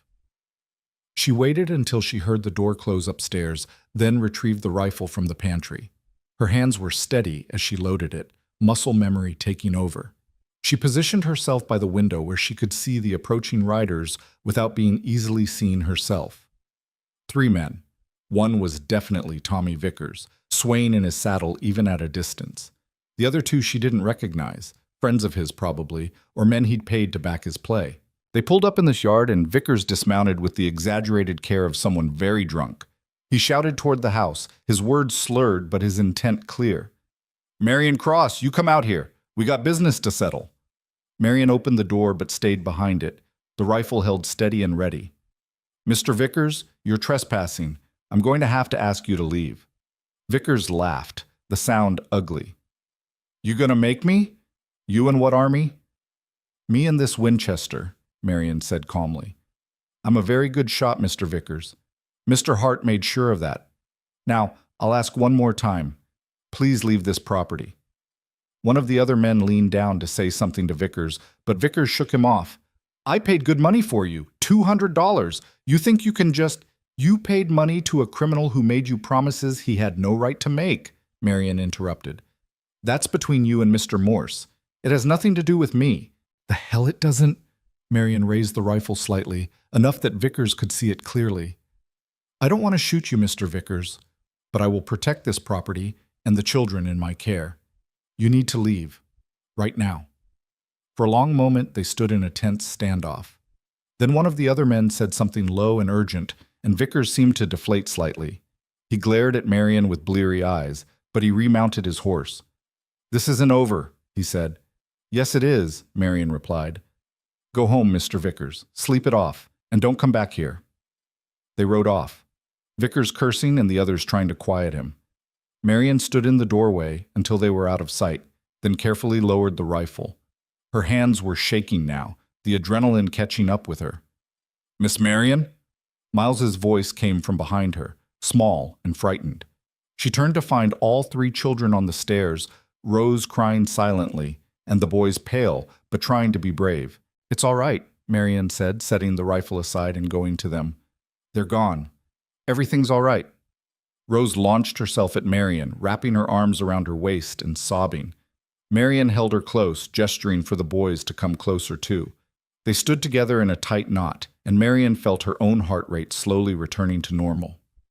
"You were so brave," Miles whispered. "You didn't even look scared." "I was terrified," Marian admitted. "But sometimes being brave means doing what needs to be done, even when you're scared. And I needed to protect you. That was more important than being afraid."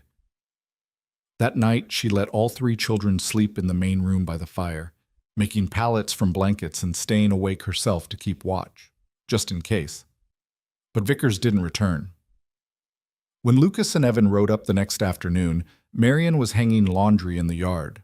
She heard the wagon and turned, and something in her face must have shown because Lucas was off the seat and striding toward her before Evan had even set the brake. "What happened?" he demanded. Marian told him everything, Thornton's warning, Vickers' visit, how she'd handled it. Lucas's expression grew darker with every word, but when she finished, he surprised her. "You did exactly right," he said quietly. "You kept the children safe. You didn't back down, and you didn't shoot unless you had to. I'm proud of you." The words hit Marian harder than she expected. Proud. When was the last time anyone had said that to her? "I was so scared," she admitted. "The whole time I was terrified I'd do something wrong, that someone would get hurt." But they didn't. You handled it. Lucas paused, then added, I'm sorry I wasn't here. You were where you needed to be, and I was where I needed to be. Marion managed a smile. We managed just fine. That evening, after the children were in bed and the house was quiet, Lucas made a trip into town. He returned late, but his expression was satisfied. Sheriff arrested Vickers for trespassing and threatening behavior, he reported. He'll spend a few days in jail sobering up, and when he gets out, he'll have a restraining order keeping him away from this property and you specifically. If he violates it, he goes back to jail. This time, it really is over.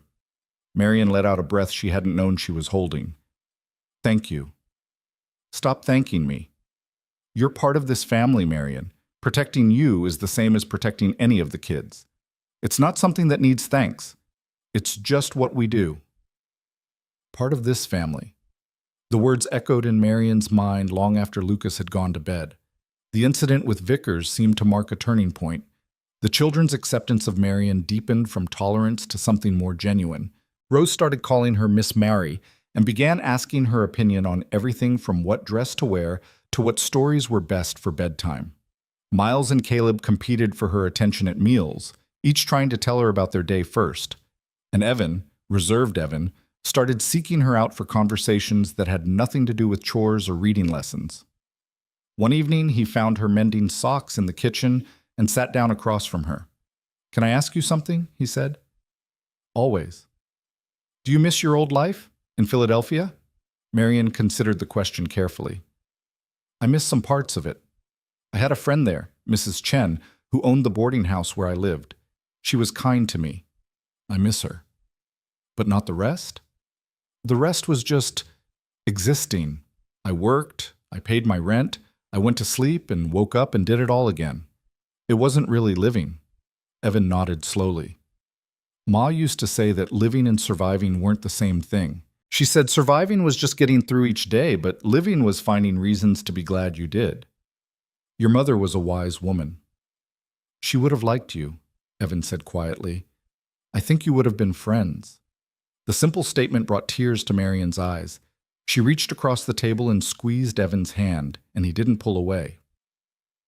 As November turned toward December, the first snow came. Marion woke one morning to find the world transformed, everything covered in a blanket of white that made the landscape look soft and new. The children were beside themselves with excitement, and even Lucas smiled at their enthusiasm as they rushed outside to play. Marion stood on the porch, wrapped in a shawl, and watched them. Miles and Caleb were already building something that might have been a snowman or might have been a fort. It was hard to tell. Rose was making snow angels, her delighted laughter ringing clear in the cold air. And Evan, trying to maintain his teenage dignity, was nevertheless engaged in a snowball fight with his brothers. Lucas came to stand beside Marion, 2 cups of coffee in his hands. He offered her one, and they stood together in comfortable silence. First snow of the season, he observed. Always feels like a beginning somehow. Does it? Marion took a sip of coffee, savoring the warmth. Sarah used to love the first snow. Said it made everything clean and new, gave you a chance to start fresh. He paused. I think she'd be happy seeing the kids like this. Happy again. You've done a wonderful job with them. They're good children. We've done a good job, Lucas corrected gently. You've been as much a part of raising them these past months as I have. Maybe more, in some ways. Marion felt warmth that had nothing to do with the coffee spreading through her chest. They're easy to love. They love you too. Maybe you haven't noticed, but they do. Rose tells everyone in town about her Miss Mari. The boys actually do their chores without being reminded because they know you'll notice and say you're proud of them. And Evan, Lucas shook his head with a small smile. Evan defends you like you're his own blood. Heard him arguing with some boys in town who said something disrespectful about you being a mail-order bride who didn't work out. He gave them a piece of his mind they won't forget soon. He did? He did. Because to him, you're not just the woman who helps around the house. You're family. They all feel that way. And you? The question slipped out before Marion could stop it. How do you feel? Lucas turned to look at her fully, his expression serious. I feel like the day I drove into that alley might have been the luckiest day of my life. I feel like you've brought something back to this house that I thought we'd lost forever. And I feel like I want you to stay, not because we need the help, but because this family isn't complete without you." Marian's breath caught. Before she could respond, Rose came running up, snow covering her from head to toe. "Miss Mari, come make angels with me." The moment broke, but the words hung in the air between them. Marian set down her coffee and let Rose pull her into the snow, and if her heart was beating faster than usual, if her cheeks were flushed with more than cold, she told herself it was just the excitement of the season. But that night, lying in her small room, Marian thought about Lucas's words, about family and belonging and completeness, about the way he'd said, "I want you to stay," like it was the most natural thing in the world. And she thought about how, somewhere along the way, without her quite noticing, this had stopped being a temporary situation and started being home. The winter deepened around them like a cocoon, wrapping the ranch in layers of white and cold that somehow made the warmth inside feel more precious. December brought shorter days and longer nights, and with them a closeness that felt both natural and significant. The family gathered around the fire in the evenings, the children doing lessons or playing quiet games while Lucas worked on accounts and Marian mended or knitted. It felt like they'd always been this way, like there had never been a time when Marian wasn't part of this constellation of lives orbiting each other in comfortable rhythm. But beneath the surface calm, something was shifting. Marian felt it in the way Lucas's eyes followed her across a room, in the careful way he never touched her unless necessary, in the charged silence that sometimes fell between them when they were alone. She felt it in her own racing heart when he smiled at her, in the way she caught herself watching him work, in the strange flutter in her stomach when he said her name. She was falling in love with him. The realization came one evening as she watched him teach Caleb how to whittle. His hands were patient and sure, guiding the boy's smaller fingers, his voice low and encouraging.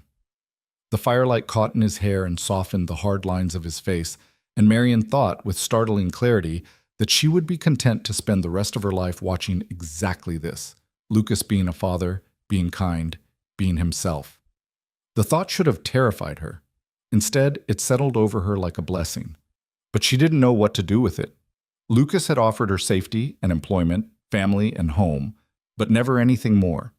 He'd made it clear she was free to leave whenever she chose, which meant he wasn't trying to trap her into anything. And maybe that was all he wanted, help with the house and the children, someone to ease the burden of running the ranch alone. Maybe the warmth in his eyes was just gratitude, nothing more.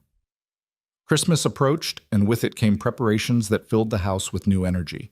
Rose talked of nothing but what presents she hoped to receive, while Miles and Caleb argued good-naturedly about whether they'd have snow deep enough for sledding. Even Evan seemed lighter, younger, caught up in the anticipation. "Ma always made Christmas special," he told Marian one afternoon as they worked together in the kitchen. "Even when we didn't have much, she'd find ways to make it feel magical. Decorations from pine branches, special foods, little surprises hidden around the house." "We could do some of that," Marian suggested gently. "If you'd like. If it wouldn't be too painful." Evan considered this, then nodded. "I think Ma would want us to. She always said traditions were how you kept people alive in your heart." So they made preparations. Marian and the children spent an afternoon gathering pine boughs and holly, fashioning them into wreaths and garlands that filled the house with the sharp, clean scent of winter forest. She taught them how to string popcorn and cranberries for the small tree Lucas brought in from the far pasture. They baked cookies using Sarah's recipes, and the house filled with the smells of cinnamon and ginger and butter. Lucas watched these activities with an expression Marian couldn't quite read, something between joy and sorrow, present and past blending together in his eyes. One evening, after the children had gone to bed, he found Marian in the kitchen rolling out dough for more cookies. "Thank you for this," he said quietly, "for bringing this back to them, to us. They deserved it. Every child deserves a little magic at Christmas." Lucas moved closer, his hand reaching out as if to touch her shoulder, then dropping back to his side. "It's not just about the children, though, is it? You've put your whole heart into this, into them, into—" He stopped, seeming to struggle with words. "Into making this a home again." "It is home," Marian said simply. "For me, I mean. It's become home." "Good." Lucas's voice was rough. That's good." He left quickly after that, and Marion stood alone in the kitchen wondering what he'd been about to say, what words had caught in his throat and refused to come out. Christmas Eve arrived with clear skies and temperatures cold enough to make breathing painful. But inside the house, everything was warm and bright. They had a special dinner, roast chicken and potatoes and all the treats they'd been making for days. The children were wild with excitement, barely able to sit still through the meal. After dinner, they gathered in the front room where the tree stood decorated with their handmade ornaments. Lucas read aloud from a book of winter stories while the children listened with rapt attention. Rose fell asleep against Marion's shoulder halfway through, and when the story ended, Lucas carried her to bed while Marion herded the boys upstairs. When she came back down, Lucas was standing by the tree, looking at something in his hands. He turned when he heard her, and she saw it was a small wooden ornament, a star, carved with delicate precision. "Sarah made this our first Christmas together," he said softly. "I was going to hang it, but I wanted to ask, would it bother you, having reminders of her everywhere?" Marion moved closer, looking at the star. It was beautiful, clearly made with love and care. "Lucas, Sarah was your wife. She was the children's mother. She built this home with you. Why would I want to erase that?" "Some women would. Some women would want to replace her, start fresh, not live in the shadow of someone else." "I'm not trying to replace her. I could never replace her." Marion met his eyes. "I'm just trying to be myself here, with all of you. If that means living alongside Sarah's memory, I'm honored to do it. She sounds like she was an amazing woman." Lucas's throat worked as he swallowed hard. "She was. But so are you, Marion, in completely different ways, but just as amazing." He hung the star at the top of the tree, and they stood together looking at it. The firelight flickered, casting dancing shadows on the walls, and outside the wind whispered against the windows. "I need to tell you something," Lucas said abruptly. "I've been trying to find the right time, the right words, but there isn't a right time, and I don't have the right words, so I'm just going to say it plain." Marion's heart began to pound. "All right. When I saw you in that alley, I thought I was just helping someone in need, doing the right thing, like anyone should. But these past months, having you here, watching you with the children, seeing you become part of our lives, it's become so much more than that." He turned to face her fully. "You've become so much more than that." "Lucas, let me finish. Please." He took a breath. "I know the circumstances that brought you here weren't what you planned. I know you came to Wyoming looking for one kind of life and found something completely different. And I know I have no right to ask for more than you've already given us. But I'm asking anyway." He reached out and took her hand, his fingers warm and slightly rough against hers. "Marry me, Marion. Not because you owe me anything, or because you need security, or because there's any kind of obligation. Marry me because I've fallen in love with you, and I want to spend the rest of my life making you as happy as you've made us. Marry me because when I think about the future, I can't imagine it without you in it." Marion felt tears spilling down her cheeks. "You love me." "I love you. I think I started falling the moment you stood up to Morrison Vickers, all dignity and strength, even when you had nothing. I fell harder watching you with Rose, with all the kids, seeing how naturally you loved them, even when you had no reason to. And I fell completely somewhere in the middle of all these ordinary days, these simple moments of just living life together." "I love you too," Marion whispered. "I didn't know if I should, if I could, but I do. I love you, and I love your children, and I love this life we've built. But Lucas, are you sure? I'm not Sarah. I'll never be Sarah. I don't want you to be Sarah. I want you to be Marion, brave, kind, stubborn Marion, who makes the best apple pie I've ever tasted, and who can outshoot half the men in the county, and who taught my son to love reading again. That's who I want to marry. That's who I love." Marion laughed through her tears. "Then yes. Yes, I'll marry you." Lucas pulled her close, and she went willingly, fitting against him like she'd been made for exactly this space. He held her for a long moment, his face buried in her hair, and she felt him trembling slightly. "I was terrified you'd say no," he admitted. "I was terrified you'd never ask." He pulled back just enough to look at her face, and then he kissed her, gentle and careful and full of promise. Marion kissed him back, tasting salt from her tears and feeling something in her chest crack open and bloom like spring flowers pushing through snow. When they finally separated, Lucas rested his forehead against hers. The children are going to be impossible tomorrow. Rose has been asking me when I was going to marry you since about 2 weeks after you arrived. Marian laughed. She has? She has. Very insistent about it. Said we were already acting like a family, so we might as well make it official. Lucas smiled. She's wiser than she has any right to be at 5 years old. They stayed up late that night, talking about everything and nothing, making plans, sharing dreams, simply being together in this new way. When Marian finally went to her room, it was nearly dawn, and she felt like she was floating. Christmas morning brought chaos in the best possible way. The children thundered down the stairs at first light, and their shouts of delight at the small presents under the tree, books and carved toys and new winter clothes, filled the house with joy. They were so caught up in their excitement that they didn't initially notice Lucas and Marian standing close together, hands clasped. But Evan noticed. He went very still, his eyes moving from their joined hands to their faces, and something like hope flickered across his features. "Pa," he said quietly. The other children stopped their playing and looked up. Lucas squeezed Marian's hand once, then spoke. "Kids, I have something to tell you. I've asked Miss Marian to marry me, and she said yes. If you all agree, because this is a decision that affects all of us, we'd like to become a real family, legal and official." For a heartbeat, no one moved. Then Rose shrieked with delight and launched herself at Marian, wrapping around her legs and shouting, "I knew it! I knew it! I told Caleb you were going to be our new mama!" Miles and Caleb whooped and danced around, and even Evan was smiling, really smiling, the kind of smile that transformed his serious young face into something bright and unguarded. "So we all agree?" Lucas asked, though the answer was obvious. "Yes!" came the chorus. Rose looked up at Marian with shining eyes. "Can I call you Mama now?" Marian's throat closed with emotion. She knelt down and pulled Rose into a proper hug. "If you want to, I'd be honored." "What about Ma, though?" Caleb asked, suddenly uncertain. "Our first Ma. Does this mean we have to forget her?" "Never," Marian said firmly, looking at each child in turn.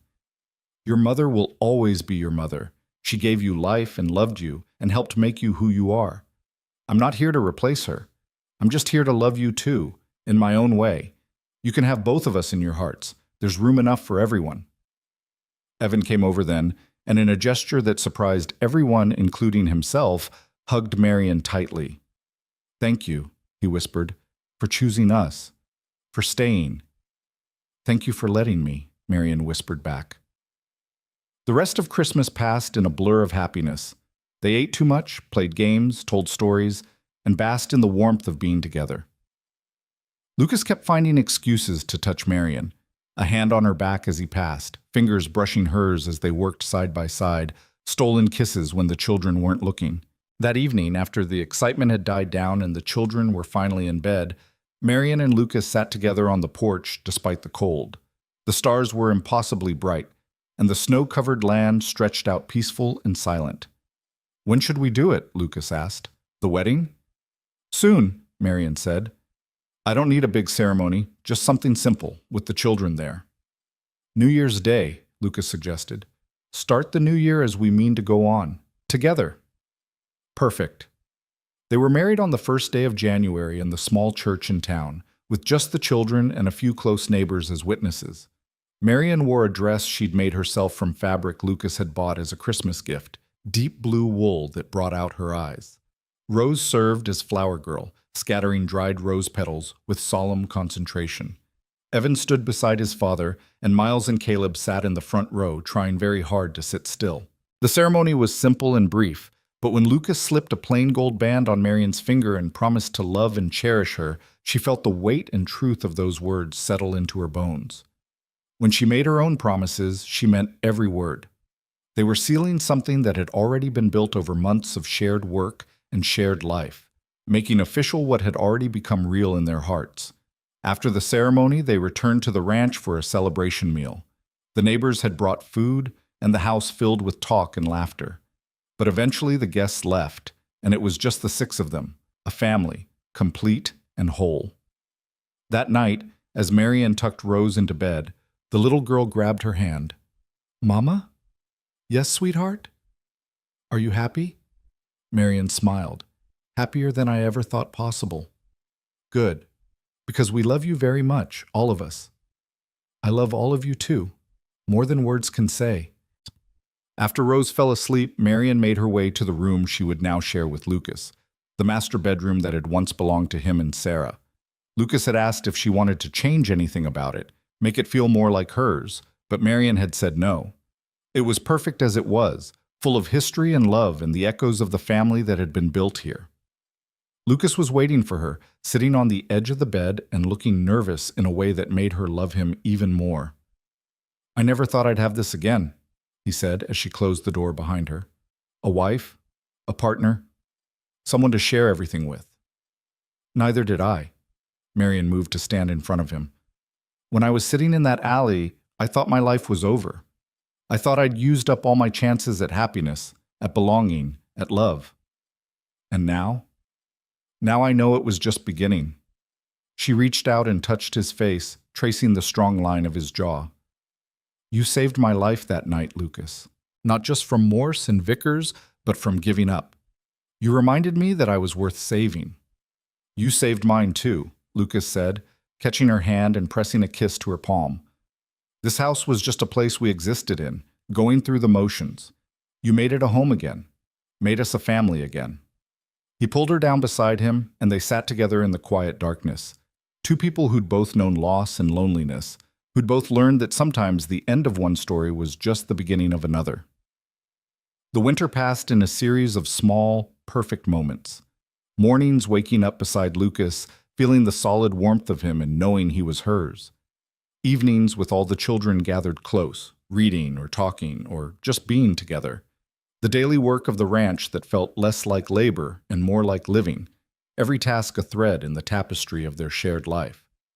In March, Lucas made a trip to town and came back with papers from the courthouse.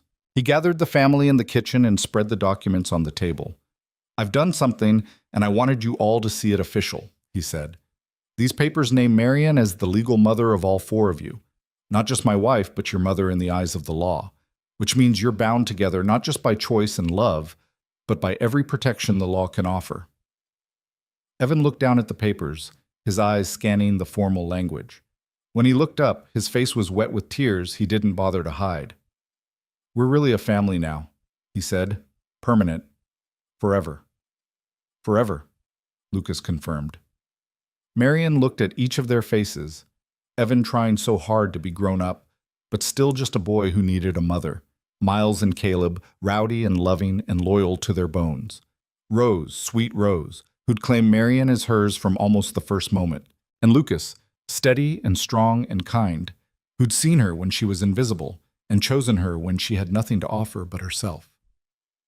I need to tell you all something, Marian said quietly. I want you to understand what this means to me, what you all mean to me. She took a breath, gathering her thoughts. I came to Wyoming as a mail-order bride because I was lonely and desperate and thought that being useful to someone was better than being alone. I thought I had to be chosen by a stranger, had to offer myself up like goods at market just for the chance to matter to someone. The children were very still, listening. But what I learned, what you all taught me, is that real family isn't about transactions or contracts or being sold to the highest bidder. Real family is about choosing each other every day in 1,000 small ways. It's about staying when things get hard. It's about loving each other, not because you have to, but because you want to. Marian's voice broke, but she continued. I wasn't rescued from that alley. I was chosen. And not just once, but over and over again, every time one of you included me in your lives, every time you trusted me with your hurt or your joy, every time you called me family, that choosing, that being chosen, changed everything. Lucas reached over and took her hand, and the children gathered closer, creating a tight circle of belonging. So yes, Marian finished, we're a family, permanent and forever, and I am the luckiest woman in the world because of it. Spring came, bringing green shoots pushing through the last of the snow, and with it came a sense of renewal. One warm evening in April, Marian stood on the porch watching the sunset paint the sky in shades of pink and gold. The children were playing in the yard, their laughter carrying on the gentle breeze. Lucas came to stand beside her, slipping an arm around her waist. "What are you thinking about?" he asked. "About how different my life is now from what I imagined it would be. About how much better it is." "Any regrets?" "Not a single one." Marion leaned into him, watching Rose try to teach her brothers how to make daisy chains. "Well, maybe one." Lucas tensed slightly. "What's that?" "I regret that I can't go back and tell the woman sitting in that alley what's waiting for her. Tell her that the worst night of her life is about to become the doorway to the best life she could imagine." Marion smiled. "But I suppose she had to go through that darkness to appreciate the light." "We both did," Lucas said softly. "Lost our way, lost people we loved, lost faith that anything could ever be good again, and then found each other." They stood together as the sun slipped below the horizon and the first stars began to appear. Inside the house, the lamplight glowed warm and welcoming. The children's voices rose and fell in the rhythm of play and happiness. Somewhere in the distance, a nightbird called. This was home. Not the place she'd been promised by a stranger's advertisement, not the desperate grasping for security she'd thought she needed. This was real, messy and beautiful, and earned through showing up day after day, through choosing and being chosen, through love that grew from shared work and shared life. Marion Cross Hart had come to Wyoming with nothing but a carpetbag and fading hope. She'd been rejected, stolen from, threatened, and nearly broken. But she'd also been seen, protected, valued, and ultimately loved. She'd been sold like cattle and abandoned like trash. And then a cowboy had said 4 simple words that changed everything. "Get up, you're coming home." And she had. She'd gotten up, she'd come home, and in doing so, she'd found something more precious than she'd ever dared to dream. Not just shelter or security, but belonging. Not just a roof over her head, but a place in hearts that would hold her forever. She'd been chosen, and this time, the home she'd stepped into had chosen her back. That made all the difference.